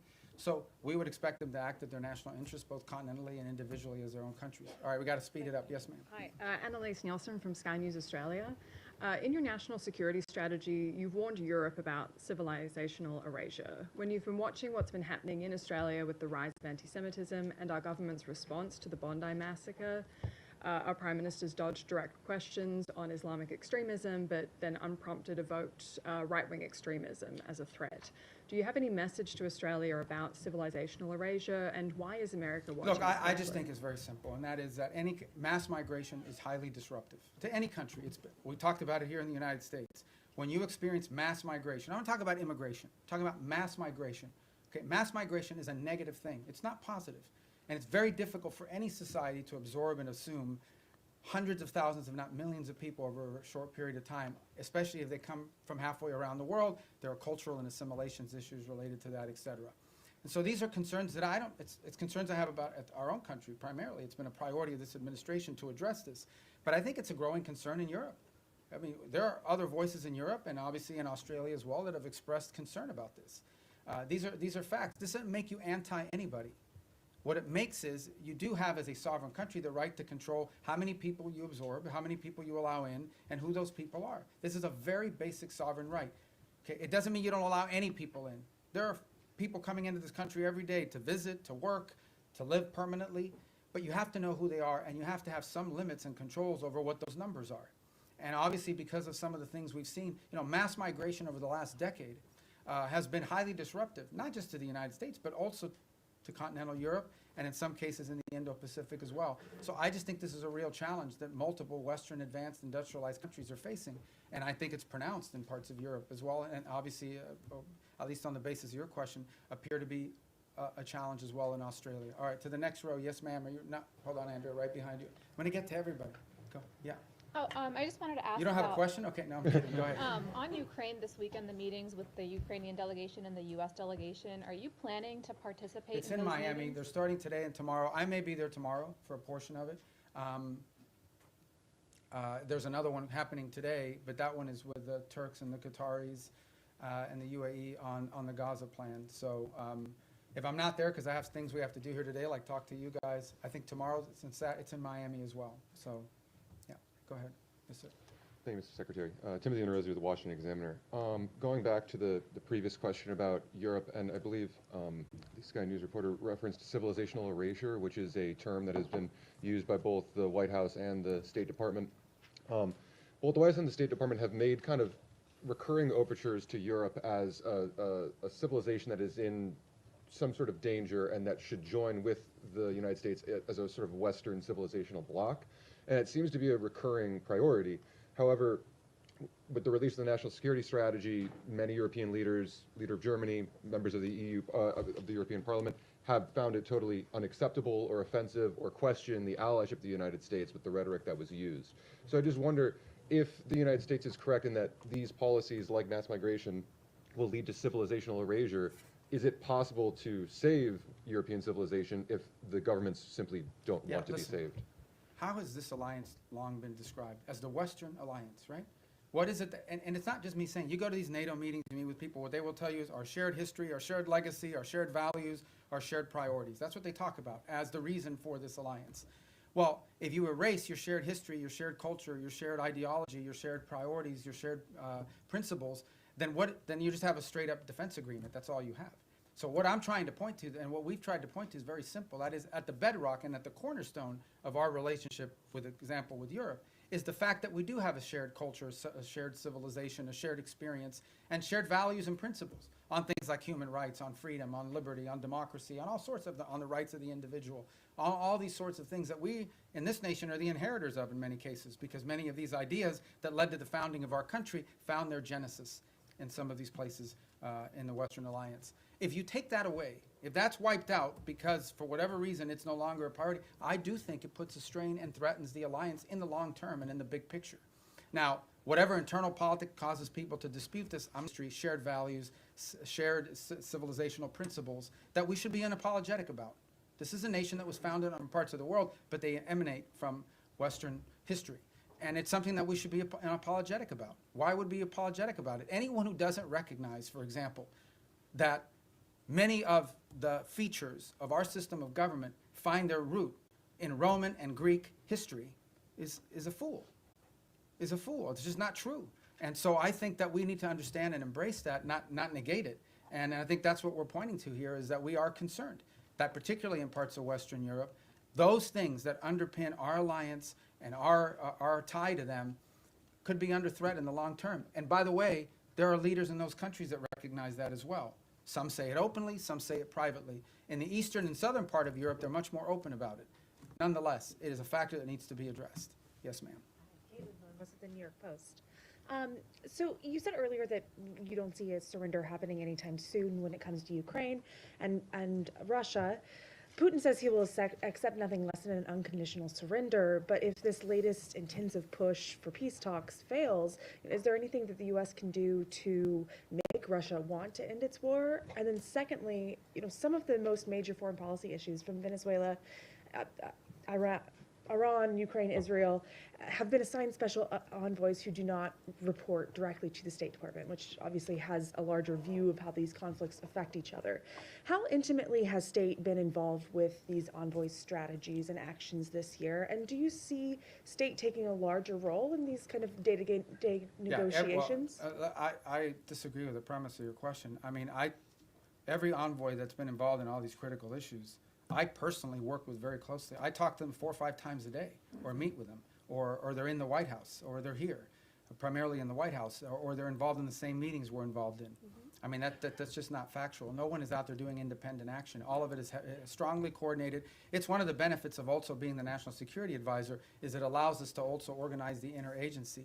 Every single one of these envoys, I speak about Steve Woodcock in particular, who's a phenomenal person, very smart, very talented, who dedicates, he doesn't get paid to do this job, he does it for free.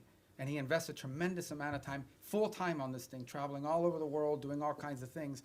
Okay, but Steve doesn't do anything independently. He relies on the interagency. He gets support from Treasury, sometimes from Commerce, certainly from the Department of War, and from the State Department. In fact, he's staffed in many of these visits by State Department folks, and including the ones in Miami, especially as we get to the technical parts of these agreements. So the synergy there is very tight across the board. And so I think that's just not factual. I was referring to Envoy Grinnell with Venezuela and some of those conflicts earlier this year that really kind of weren't helpful in getting towards the release of the prisoners. Look, everything that's been done in this administration has been coordinated in some form or fashion. I mean, you guys don't see it all because I know everybody wants foreign policy to be 100% transparent, but sometimes it really can't be, because there are sensitivities, because there are diplomatic sensitivities, because things people are willing to agree to in private that they may not be willing to do so in public. There's all kinds of things that have to happen in order to achieve outcomes. Sometimes they work, sometimes certain approaches work, sometimes they don't. But that's not new to this administration. That's been true throughout history. And but at the end of the day, I mean, I feel like we have a very good team of people that work very closely together on all of this. And the key is every single one of these conflicts, every single one of these issues are all multidisciplinary. Okay? There is no such thing as any one of these things that we're dealing with. Again, going back to the case, let's just use Ukraine as an example.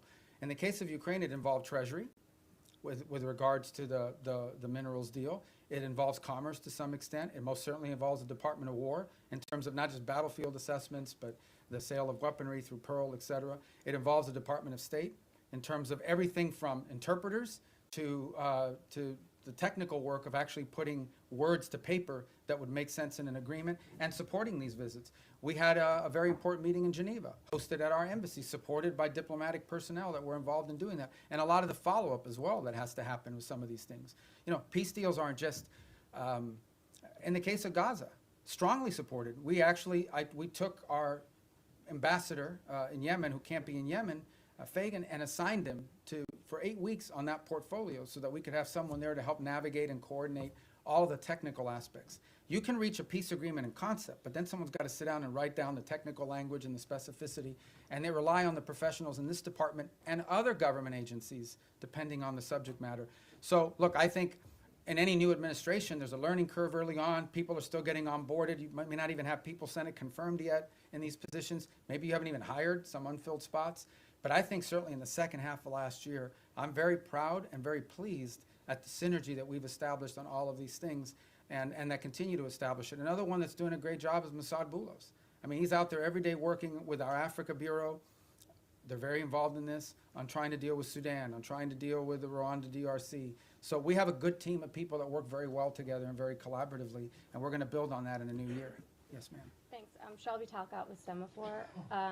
Vanity Fair quoted you as wondering whether Putin just wants the entirety of Ukraine. I'm curious if that's still a question for you, and how confident are you in being able to reach a peace agreement if that is a question? And then along those lines, is there a deadline for Russia and Ukraine to come to an agreement before this administration walks away?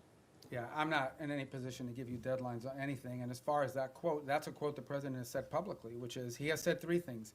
I thought it was going to be the easiest one, and it's turned out to be the hardest. I don't know if Putin wants to do a deal or if Putin wants to take the whole country. These are things he has said openly. And, you know, I think that's, I don't even remember when I talked to the guy from that magazine, but, you know, for much of the early part of this year, one of the things we were trying to deduce is exactly what is it that Russia wants to achieve. We know what they wanted to achieve initially when the war began. They haven't achieved those objectives. There's a new set of objectives now. I mean, part of reaching an agreement is trying to understand, I've already said this, what both sides want or need and what they're willing to give.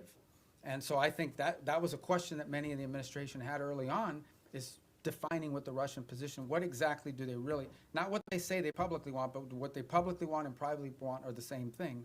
That's part of the, and the same is true on the Ukrainian side, by the way. What could they actually live with? What's acceptable? What's not acceptable? What are their red lines? That's how you put a deal together. You have to sort of figure out if the two sides overlap at some point. Sometimes some deals are just not ready. Sometimes the timing is perfect. You have to put it together. If you look at what happened with Gaza, that looked intractable. And then a series of events occurred that made it possible. For example, the strike inside of Qatar that the Israelis took at the time, you know, was a sort of a dramatic thing, but in some ways it sort of set in motion a sense of urgency to bring this thing to an end before it spread. So sometimes you just have to be ready for a change in circumstances or conditions that allow progress to be made. But these things are hard to do. They take a lot of time. Sometimes it takes some patience. It's just unfortunate that you know that every day that goes by, more people are died and more people die and more things are destroyed. Yes, sir. To come back to your comments earlier on Sudan, you mentioned this concern about transshipment and weapons coming from overseas to Sudan. Could you sort of put a slightly finer point on it? Have you raised this with the UAE in your meetings that they need to stop providing support to the RSF? And have you got any commitment or any kind of look, none of these, neither side has their own factories for the most part, right? All these weapons are acquired from abroad. They have to come from somewhere else, and they have to come through somewhere else. So someone is allowing it to be shipped in, and someone is actually shipping it. So we've had the right and appropriate conversations with all sides of this conflict, because that is their leverage. Without their support, neither side can continue. So that's why we need to engage, and that's why we've engaged the parties involved in all of this. I don't want to find myself here in a position of picking on anybody other than to say that we think and we're hopeful that we can make some progress on this, but we know that in order to make progress on this, it will require outside actors to use their leverage and their pressure to make that come about, particularly this humanitarian truce, which is the first thing we want to achieve. We think that outside actors have the leverage and the influence over the players on the ground to bring about this humanitarian truce. And we are very focused on it. I had a conversation on it yesterday. We have spoken to the UAE, we've spoken to Saudi, we've spoken to Egypt, and this is not new. We've been talking to them. We signed a document with them in September at the UN. at the UN gatherings. We had previous meetings with them before that. So this is not a new engagement. It's just one that's had a higher sense of urgency given recent events there. But yeah, we're involved every single day trying to work through this because we do understand that and this is not new to this conflict. It is in many ways similar to what happened to happen in Gaza. What brought Hamas to the table, among other things, was the fact that some of the countries that had relationships with Hamas, like Qatar, like Turkey, played a very constructive role in bringing them to the table and pressuring them to sign an agreement. And we played a similar role on the other side. So, you know, it's not unusual that you would involve outside actors in using leverage to bring parties to the table to agree on something. Yes, ma'am. Thank you, Mr. Secretary. On Venezuela, what is the U.S. willing to commit if Maduro is ousted from power to ensure that the country doesn't plunge further into instability in sort of a Yeah, I don't power have any vacuum? announcements on that right And now. do for you see Maria Corina Machado and Edmundo Gonzalez as the heir apparents for power? in Well, we don't Venezuela? believe, Maduro's not legit, we've been pretty clear. We didn't recognize him as a legitimate president. The previous administration didn't as well. The first Trump administration didn't either. He's not the legitimately elected president. They had an election last year that was stolen, and everyone knows it. Even all the countries in the region know it. And but, you know, I don't really have anything to add other than what I've said today with regards to Venezuela. Thank you, Mr. Secretary, for doing this. According to a poll by the Reagan Institute, 62% of all Americans support the use of military force against suspected drug traffickers in the Caribbean. And among MAGA Republicans, 90% support the military use against suspected drug traffickers in the Caribbean. So how does the State Department view or analyze these figures? Yeah, I mean, we don't do foreign policy by poll, and our job is to carry out the directives of the president. The president was elected. Donald J. Trump was elected the president of the United States, and he promised that if elected, he would go after drug cartels, and that's what he's doing. He is keeping a promise he made to the American people upon which they elected him to be president. He told them he would protect this country, and that's what he's doing, and he told them he would go after drug cartels, and that's what he's doing. So it doesn't surprise me if that poll is accurate because the president's simply living up to the promises that he made when he ran for office. Yes, ma'am. Mr. Secretary, on Gaza, you've said repeatedly in this room now that peace is a process, that phase 2 could take next 2 to 3 years. Is there a possibility To fully implement. To fully You implement. can't build buildings in one day. Right?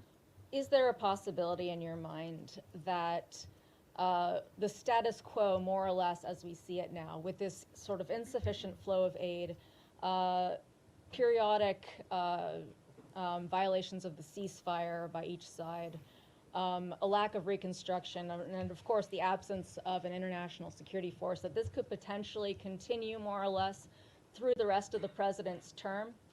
And if not, I'm not asking for a date, but I think we'd all like to know. We've heard from the president and yourself that there are all these countries that want to join the international security force.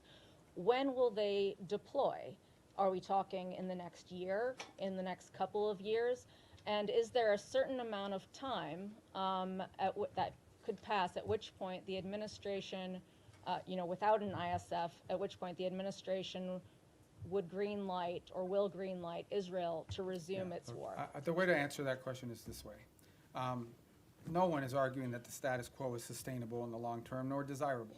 And that's why we have a sense of urgency about bringing phase 1 to its full completion, which is the establishment of the border peace and the Palestinian Technocratic Authority or organization that's going to be on the ground. And then the stabilization force comes closely thereafter. Once we've established that, we have a lot of confidence that we are going to have the donors for the reconstruction effort and for all the humanitarian support in the long-term building of phases 2 and phases 3. We just don't think that we're going to get to phase 2 or phase 3. We don't believe that we can have a successful donor conference, just as a real example, until people know they want to know who's in charge, and they want to know that there's security. Okay? They want to make sure that who's going to pledge billions of dollars to build things that are going to get blown up again because a war starts. So they want to know who's in charge, and they want to know that there's security, and that there'll be long-term stability. So no one would argue that what we have in place now is sustainable in the long term. We have to get to the completion of phase 1. I am confident we will, within the time frame necessary to make it successful. It's just not today, but hopefully very, very soon. We've made real progress. We made progress as late as yesterday in additional names for this Palestinian organization that's going to be the technocratic organization. So I think we're very close. I think we're going to get there. I'm optimistic that we're going to be able to get through phase one. And then what I meant about taking years for phase two or phase three is not years to start it. I'm just being, to rebuild a place, to put buildings and rebuild an economy, it takes time. You'll have the donors, but you still have to have the equipment. You got to build. You have to do all that sort of thing. This is a long-term project. Phase one is not a long-term project. It has to happen. I'm confident it'll happen within a time frame that makes it successful. We're very committed to it, and so is everybody else. Everybody else in the region understands that there is no plan B. If this doesn't work, plan B or what's going to happen is a new war, and no one wants that. No one wants that. So, Mr. Secretary, are you going to be able to tell us in the next year who is going to secure Gaza and it'll have to happen who is much. going You're to talking about the disarm? stabilization force? Yes. Yeah. That'll have to happen much more than a year from now. That is the completion of phase one. When we get through the establishment of the stabilization force, Board of Peace, Palestinian group, stabilization force. All those things happen, boom, boom, boom, 1, 2, 3. They have to happen very quickly, not a year from now. This is something we're aiming at very soon. It has to. It's what we're focused on right now, like a laser. All right. Yes, sir. Secretary, thanks for all the time, and it's not going to be 4 hours, I promise. It's an hour and a half. You see the press corps is hungry for engagement here. I hope the State Department will return to regular press briefings soon. You got a great spokesperson's unit over there that's more than capable of handling it. A couple quick questions. The President directed you through executive order to explore sanctions of sectors and chapters of the Muslim Brotherhood. Qatar is ground zero for the Muslim Brotherhood. This administration obviously has a very close relationship with the Qataris. How do you confront the Muslim Brotherhood without confronting the Qataris? That's my first question. Second question is on UNRWA. There's a report that the State Department is in deep discussions about possibly sanctioning UNRWA. What's your mindset on that, and do you feel there is any role for UNRWA absent humanitarian aid delivery in the future? I think we can deliver humanitarian aid without UNRWA. I think UNRWA is a corrupted organization that's unsalvageable, period. And I think our policies reflect that. On the first point that you talked about, I think we'll have some announcements, and not today, early next week, on Muslim Brotherhood. Designating groups there's a series of internal steps, despite what people may or may not perceive. There are things we have to meet, criteria we have to meet, information we have to have, boxes we have to check, legal reviews that have to happen, and that takes time.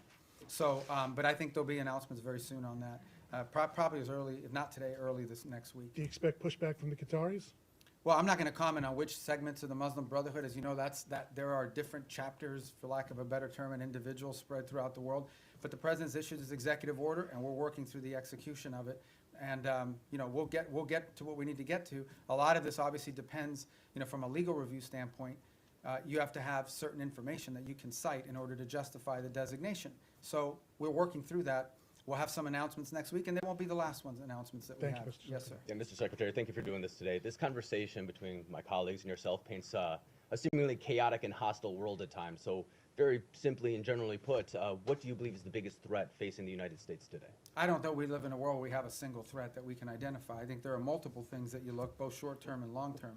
As I pointed to in the hemisphere, in our own hemisphere, closest to home geographically, it's the rise of and the power of transnational criminal terrorist group who are destabilizing nation states throughout the region and pose a direct threat to the United States through overthrowing governments, destabilizing these governments, leading to mass migration, and certainly the trafficking of drugs, and also providing fertile ground for potential, outside of hemisphere actors to act within our hemisphere in the long term. That's a major threat.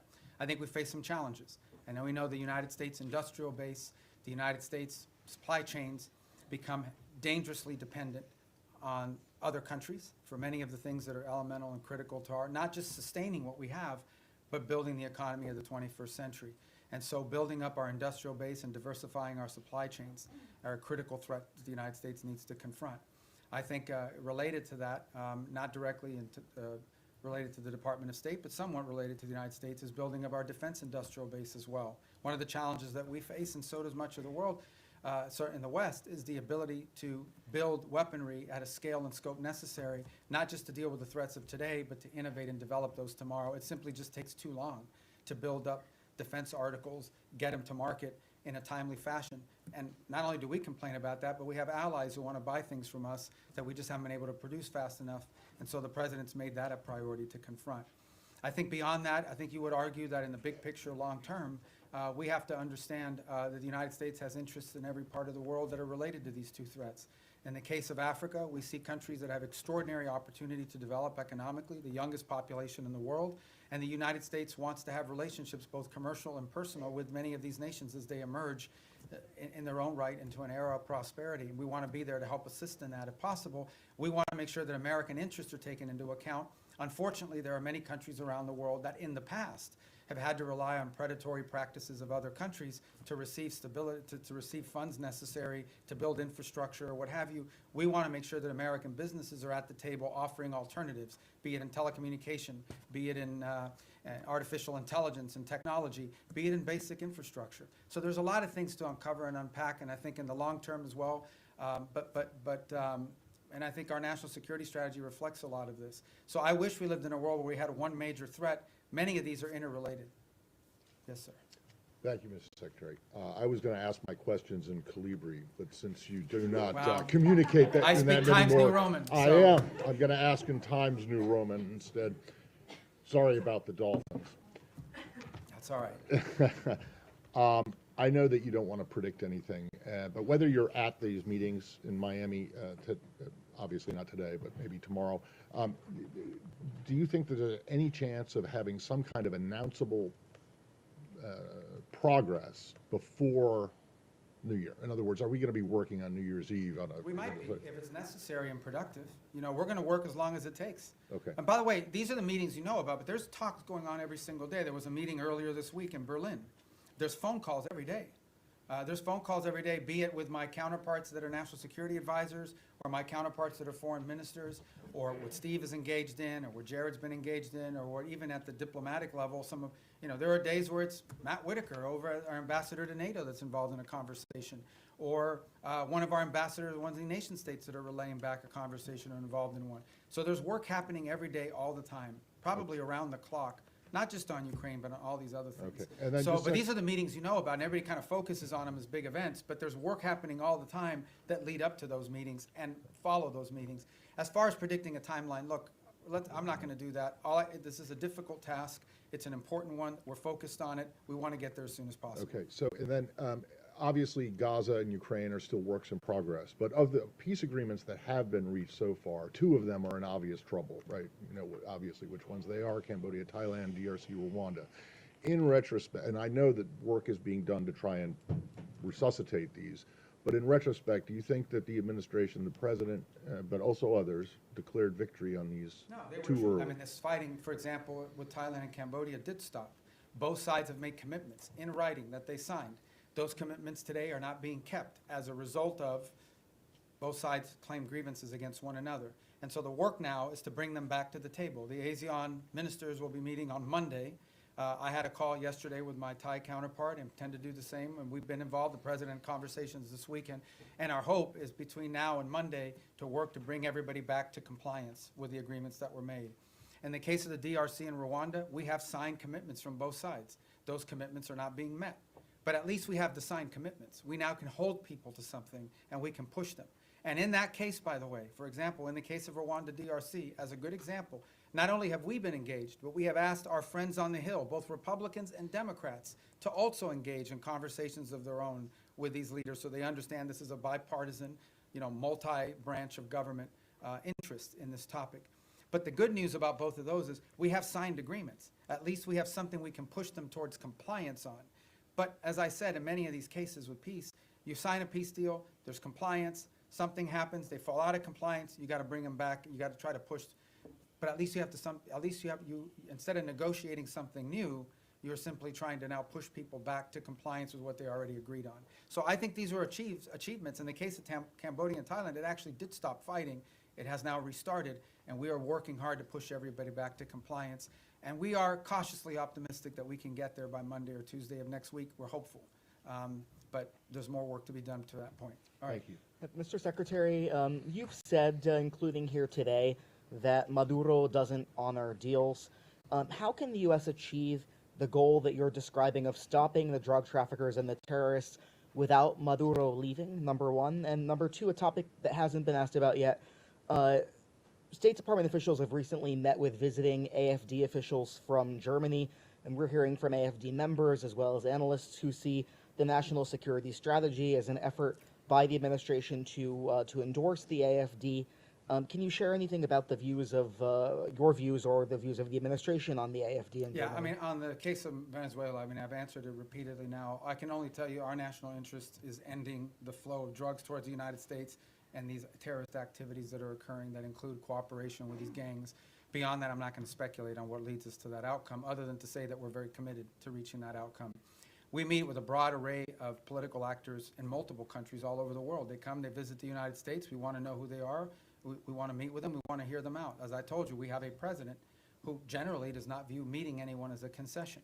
So there are broad political actors. We've met with broad political actors from different parts of the Western Hemisphere as well, and broad political actors from different parts of the world. So I think it's important, and part of our job is to understand the full political spectrum of countries around the world, including countries we have alliances with.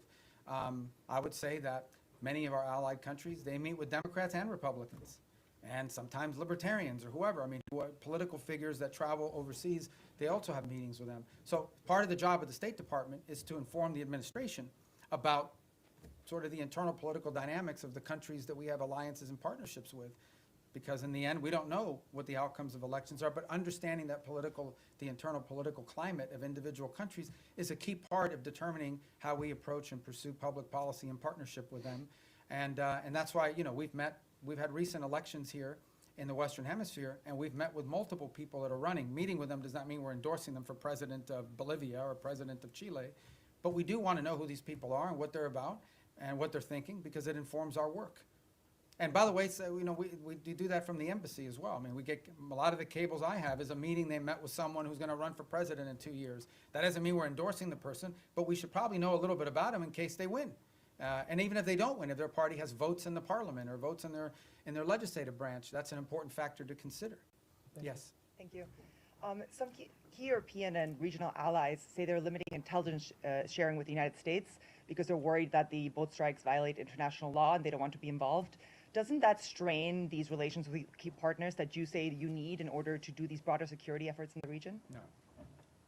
No, it doesn't. I mean, ultimately, at the end of the day, I'm not going to comment on intelligence matters.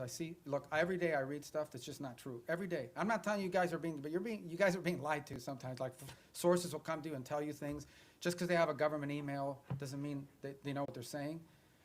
Maybe they just want to sound important. Maybe they have other incentives. I'm not opining about your question in particular. I'm just writ large, but I'm not going to talk about intelligence matters. Suffice it to say that the United States, every boat strike we've conducted, okay? This is not people seeing a boat and say, okay, let the drummer get wicked and blow them up. We're not talking about that stuff. We are presenting every single one of these is justified. We know who's on those boats. We've been tracking them from the very beginning. We know everything about them, okay? There are boat strikes we don't take because they don't meet the criteria, the legal criteria. We have everything we need, and it's one of the reasons why you've seen this massive deployment in the region, is to be able to gather intelligence and paint a picture that we can justify to lawyers based on the law. So I'm very confident about that effort. It's been very successful. Thank you, sir. Back to terrorist designations. Last month, the State Department designated 4 European groups aligned with Antifa as foreign terrorist organizations. Could we see more designations like that in the works for left-wing extremist groups, and what could the scope Yeah, I mean, of if that the look group's like? involved in firebombing, if there's anybody involved in, activities such as that could potentially inspire or lead to violence in the United States, we're going to designate them. So sure, if you have any we want to suggest, I will look at them. Okay, here you go. I told you we'd get to you. Go ahead. Thank you very much. Thanks for your patience. Mr. Secretary, I wanted to drill down on the way you and the administration see America's national interests, because you said that Ukraine is not on our continent, not our war. You said something in our own hemisphere is more important.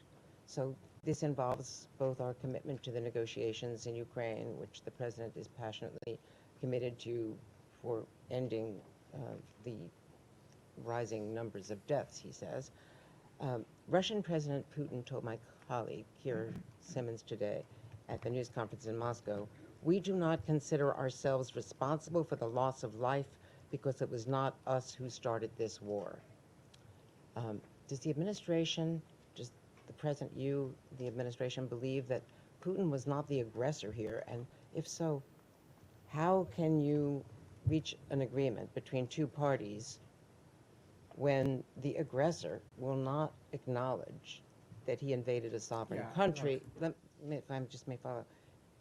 So how do you reach any kind of compromise or ceasefire when Vladimir Putin repeatedly says, and you say that may not be what he really believes, but he has never said that he would make concessions publicly. And he's never said that he invaded Ukraine. He's always said that that is Russian territory. So why is that not in our national interest? When also in our hemisphere, if it's impossible to eliminate the threat of narco-terrorism as you describe it, with Maduro in charge, you've described the extent beyond narco-terrorism and drug trafficking of his threat. You've described it today as a threat to the region. Doesn't that mean there will have to be regime change?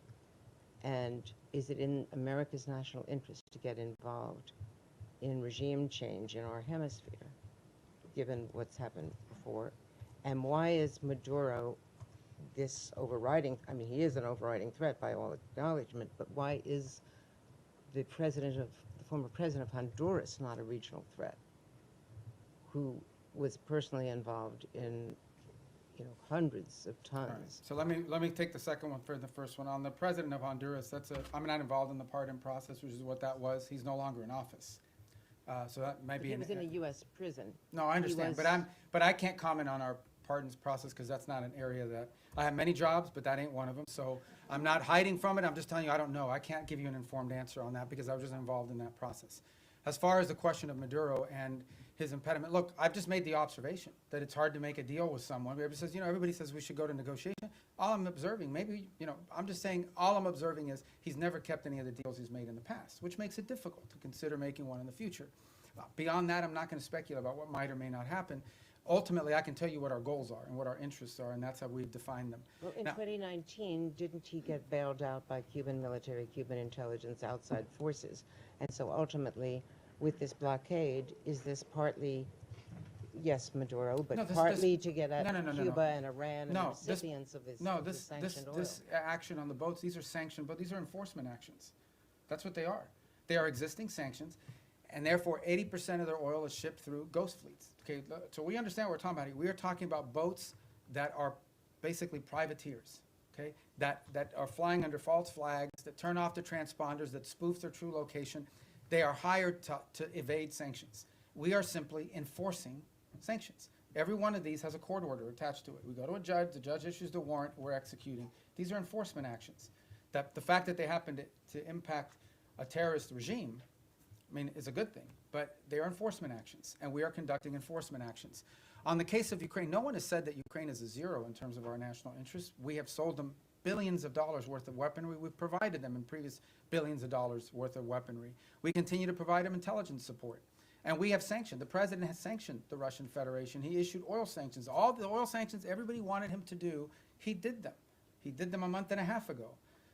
All I'm saying, now you point to all the stuff about, does Putin say this? That's why this issue set is difficult. I'm not claiming anything other than the fact that we understand it's difficult. We understand that you're not going to have a deal unless both sides have to give and both sides have to get. Both sides will have to make concessions if you're going to have a deal. You may not have a deal. We may not have a deal. It's unfortunate. The U.S. should walk away from that if it Well, is not a prime region interest because it's not in our continent. That's not my decision to make. Ultimately, the president will make a determination if and when he feels like further U.S. engagement is no longer productive or serves the national interest. That's a decision the president have to make. I can't speculate about that. All right, yes.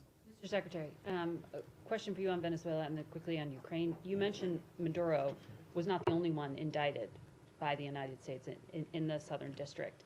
Does that mean it is U.S. policy that not just Maduro, but his top regime lieutenants, cabinet members, that they all must exit? Yeah, no, I point to the indictment simply as when people say, well, how do we are alleging that he is, and I guess, you can describe it any way you want. I just want to make clear, this is not something we came up with. Right. We're basing it on a federal indictment and a superseding indictment. Cabeo's in there. Yeah, a bunch of people are. And so, but what it proves is, and the reason why I raise the indictments is because the indictments are the point of the $50 million reward. And I believe the $25 or $10 million reward for Cabello and for others. My point is that this allegation, this claim that the Maduro regime is a narco-terrorist organization is not on the basis of political talk or speculation. It is on the basis of evidence provided to a grand jury in the Southern District of New York that returned an indictment. And that's why I point to those indictments. Can I ask you on Ukraine quickly, because Russia has deployed its latest nuclear-capable missile system to Belarus, according to that country's leadership. We've heard from a number of European leaders, the Chancellor of Germany himself, that they think this era of Pax Americana is gone, that they are needing to prepare to be on a war footing because of the threat from Putin. Do you believe, does this administration believe today that Vladimir Putin will end his march on the eastern flank of Ukraine? And do you stand by our European allies against any kind of attack? Look, we have heard the same concerns from our allies in NATO. It's why we are in NATO. It's why we meet with them. It's why we talk to them all the time. I've spoken to Mark Rutte this year probably 40 times, and he's spoken to multiple people in our administration as well, multiple times. He's been here multiple times. He speaks to the president directly. It's why the United States basically is over 50% of NATO, both in troop commitments and in financial commitments as well. It's why we remain in NATO. It's why the president had a very positive visit in NATO. In the end, that's why we're in this alliance. And that's why Article 5 in the NATO alliance is important, and the president has reiterated that. We think it's a very strong deterrent against any of these fears or concerns that any of our allies in the region may have. And the president's been clear that we are committed to NATO, we're committed to the alliance, and our commitment isn't just rhetorical. Our commitment is in action, in the troops that have been deployed, in the monies that have been spent, in the capabilities that are located, in the cooperation and work that we do every single day with our NATO allies. The only thing we're asking for, which is not unfair, is for our partners in the alliance to improve their own capabilities. Because the more capable our allies in NATO are, the more capable NATO is. But We're are going to you keep saying doing these our allies part. are We just want them to do more. And they've committed to do more. But these allies are saying that they are concerned now. Sure, and that's why we have NATO. So nothing has changed? Pax Americana, what the Chancellor of Oh, I don't Germany know. said I don't know why he's saying that. You'll have to ask him why he's saying that. The truth of the matter is that NATO is the key defense alliance and agreement that has provided stability on the European continent. We believe it is stronger today than it's ever been because our allies have committed to increase their own defense spending. The more capable our allies are, we've already made our commitment. We've been spending billions and billions and billions. It's the single biggest part of the largest government budget in the world is defense spending in the United States. So we've already done our part, and our part isn't just rhetorical, it's real. We have troops stationed there, we have capabilities there, we have weapons we've provided our partners in the region as well. We believe that if you want a strong NATO, you want your allies in NATO to be stronger. The more capable our allies in NATO are, the stronger NATO is collectively. And that's why we're very pleased to see them make that commitment of 5%, with the exception of Spain. And that's why the president left our NATO gathering earlier this year so enthusiastic about the future of NATO and about our role in it. And in fact, that's why the president's been working with NATO countries on the Pearl program, which is what's providing weaponry to the Ukrainians today. Go ahead. Secretario, gracias por su tiempo y por atendernos. Sé que esta es como la 10ª pregunta de Venezuela, pero quiero quedar claro con varias cosas. Primero, usted puede hacer una referencia al comentario que hizo el presidente Trump apolítico cuando dijo los días de Maduro están contados. ¿Eso se refiere a días, semanas, meses? ¿Esperamos un 2026 sin Nicolás Maduro? Y me gustaría también que se refiriera a la orden de escoltar esos buques petroleros que acaba de dar Maduro a su armada, esos buques sancionados que ustedes están incautando. Algunos de ellos ya fueron escoltados, no estaban en la lista de sancionados, pero ¿qué pasaría si eso fuera con un buque sancionado? Y por último, Maduro le ha pedido al ejército colombiano que se una como un solo ejército en medio de su desespero por responder a este cerco. Son 3 preguntas. En el tercero, nosotros no vemos eso como algo serio en términos de involucrar las Fuerzas Armadas de Colombia. En términos de los buques, como bien han dicho, creo que salieron 4 buques ayer, que ninguno de los 4 eran sancionados. Y no existe nada que vaya a impedir nuestra habilidad de poder enforzar las leyes de Estados Unidos en términos de los buques que son sancionados. Y en la primera pregunta yo no voy a especular sobre, tendrá que preguntarle a la Casa Blanca el comentario del presidente, simplemente para decirle que sin duda pensamos que el régimen de Maduro es ilegítimo y que su cooperación con estos grupos terroristas en nuestra región, incluso sus propias actividades terroristas son una amenaza a la seguridad nacional de Estados Unidos. The 3 points that he asked about, one had to do with the Maduro calling on the Colombian armed forces to join ranks with him, and we're not really focused on that rhetoric. We're also not concerned about, there were 4 boats yesterday that were escorted by so-called naval vessels. Those were not sanctioned boats to begin with, but there's nothing that's going to impede our ability to enforce U.S. law when it comes to sanctions. We're not concerned about that. Sanctioned boats, we have the capabilities necessary to enforce our laws. We'll have a judicial order, we'll execute on those orders, and there's nothing that will impede us from being able to do that. And on the first point, the question was something about President Trump had said that Maduro's days are numbered. I didn't hear that quote. Was that a recent quote? ¿Esto fue reciente? El 9 de diciembre. Yeah, so ultimately, look, our observation is the same I've made here repeatedly, which is that the fundamental challenge we have here is that the Maduro regime isn't just illegitimate, they openly cooperate in terrorism against the United States. And that's a problem, and it remains a problem, and it's at the core of this. Habló con María Corina Machado, ¿tiene pensado recibirla en Washington? No está nada programado, yo creo que ella todavía está en Oslo. Pero es obviamente, yo he hablado con ella mucho en el pasado. Go ahead. Are you going to tell us in English? He asked about Maria Corina Machado. I believe she's still in Norway. I'm sure there'll be a meet. She'll come to the U.S. at some point, and I've obviously spoken to her many, many times over the years. Thank you, sir, for taking so much time with us today. How many visas has the State Department revoked under your leadership so far in the last year, and how many of those are student visas? I forgot the exact number or the breakdown of them. It's over 60 or 70,000 for different variety of reasons. Some are students, some are people that were not in the country, but we denied them re-entry. I can get you the exact numbers. I don't want to be misquoted because that's a rolling number, an average number. But look, this is not a punitive thing. We're going out to try to make examples of it. Our visa system, okay, who you allow to visit your country should reflect the national interest. We said that from the very beginning.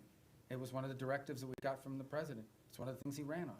And so our visa process basically is, and there are some times we'll deny people visas because of activities they've undertaken overseas. Other times it's people that have visas but are in the United States doing things that run counter to our national interest. And the law gives us the right, and in fact, I would argue the obligation to remove people like that from our country. And we're going to continue to do it. I mean, it's as simple as that. I mean, sometimes somebody comes in and says, oh, I want to come in as a student. They're here as a student, and then once they're here, they're involved in nefarious activity. We're going to remove them from the country. But then maybe they're here as a researcher. Maybe they're here as, I don't want to say journalist because you guys will get upset, but, you know, it could be anything. You know, these are visitors to the country. A visa is a visitor. It's not a right. By the way, we deny visas every day all over the world. People will go to an embassy, they'll sit for an interview, and the consular officer will deny them a visa because of something that came up in their record, because of something that came up in their interview, whatever it may be. So if you have the power to deny someone a visa before they get one, you most certainly have the power to revoke it once they get one and then do something they shouldn't be doing. So there's a variety of reasons why visas are denied, but all of them are because it implicates our national interest or national security in some way.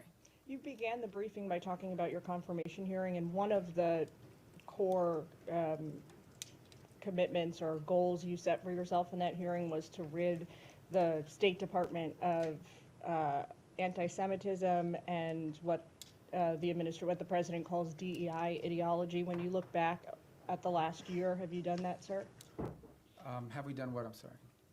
Rid the State Department of anti-Semitism and DEI ideology. Well, look, I think there were actions that were being taken that we're very concerned about in terms of statements that were made from some missions around the world or actions that were taken. Ultimately, what the president asked for is a government based on merit, where people were being promoted up because of merit, irrespective of their background, their ethnicity, the color of their skin, the first language they spoke, where they were born. We want to promote people on the basis of merit. We have redone the whole process by which we do promotions in the career foreign service. We've redone it in a way that prioritizes the right things. There were people not being promoted in the State Department because even though they were exemplar foreign officers, their DEI score under the previous administration was too low. There were people that were because they weren't committed enough to the DEI cause. So we have very talented people that did not get promoted in the State Department because they did a great job, but they had a low DEI score. We got rid of that. That's not going to exist anymore. We are going to judge people on how good they are at the job that they do. And by the way, we're also opening to promoting people, not just based on seniority. We have some very talented, and I say junior officers, like 10 years, 15 years is considered junior around here. They're very talented. If we don't promote some of these people, we're going to lose them. Because there's a lot of money to be made in the private sector, and the people want to pursue in life.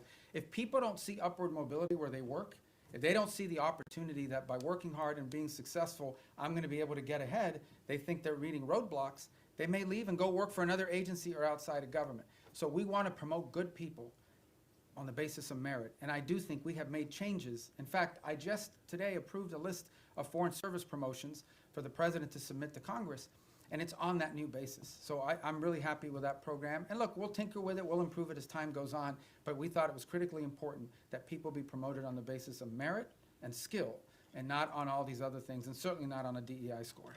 Thank you. Thank you, Mr. Secretary.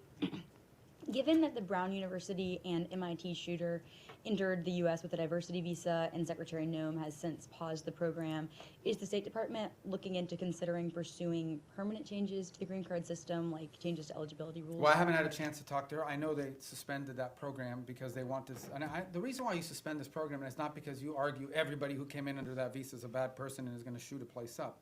It's because you want to determine whether there's something in the vetting of that program that's insufficient. Is there a systemic problem in how those decisions are made that needs to be addressed? So I think it's wise to suspend a program until you understand whether there's a deficiency in the program. So you just had a guy that came in through a certain route. You suspend the program to figure out whether something that came up in the interview process should have been a red flag but wasn't identified, so you can fix that before you restart the program. So I would imagine that's the process we're going to go through as well.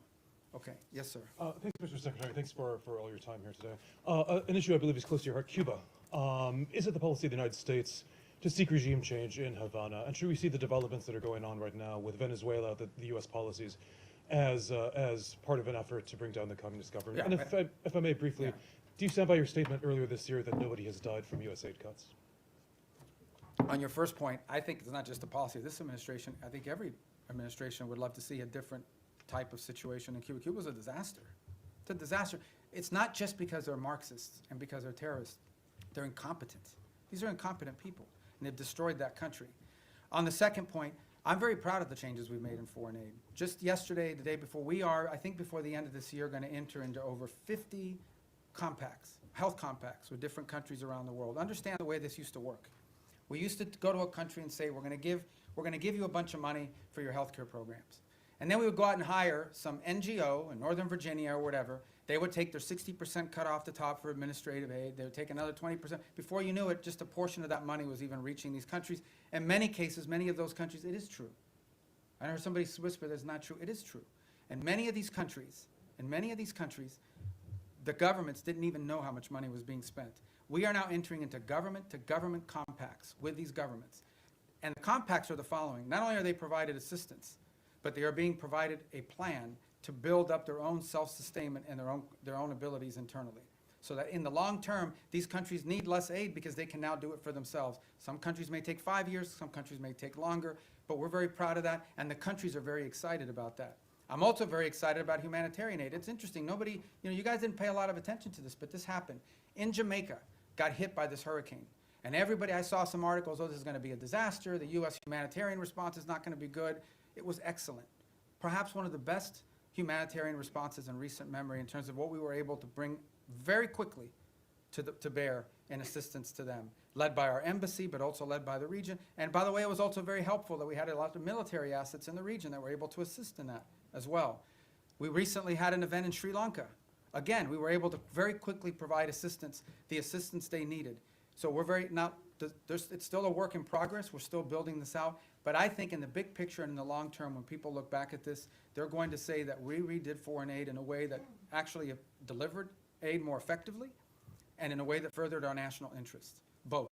And a lot of it driven from the embassy level. The amount of control and power and influence that our ambassadors and our embassies will now have to help shape how foreign aid looks like in those individual countries is much greater today than it was when you had USAID sitting alongside them almost as an independent branch that oftentimes took actions completely divorced, completely separated from our broader foreign policy. Yes, sir. Thank you, Mr. Secretary. First, I want to ask a clarifying question regarding Venezuela. You mentioned you've spoken with the opposition leader repeatedly over the years. When was the last time you spoke with her? I don't recall. I mean, she was not in a place where talking was very easy. You know, And she that- was in hiding in Venezuela. Do you think there's a possibility we could be seeing a White House summit with her in any sort of the future? I don't know. I mean, that, maybe, I don't know. I mean, nothing's been planned. And then shifting gears a little bit, the State Department mentioned earlier this year some free speech concerns, particularly in Europe. What are some goals you have in regards to that in 2026? Any countries or certain efforts that you have? Well, I mean, broadly, we're concerned about any place, first and foremost, where American free speech could be implicated, right? Are we going to live in a world where some American puts up a social media post and then gets to some airport somewhere and is arrested? We're also concerned about the impact that some of their policies are having on our social media platforms. As you recently saw, you know, X is facing this massive multi-million-dollar fine that they're going to have to pay, I guess, if they want to continue to operate. But I think more importantly, I think it touches on the broader question that was asked a little bit earlier. We all talk about how these alliances, in many cases our alliances with our European partners, are built on our common principles, our common values, as much as anything else. These aren't just a geopolitical arrangement. It is an alliance with like-minded countries with whom we share values and principles. And one of those values and principles, we hope, is freedom and the freedom of expression. And we're concerned that that is eroding. Okay, thank you, guys. Thank you.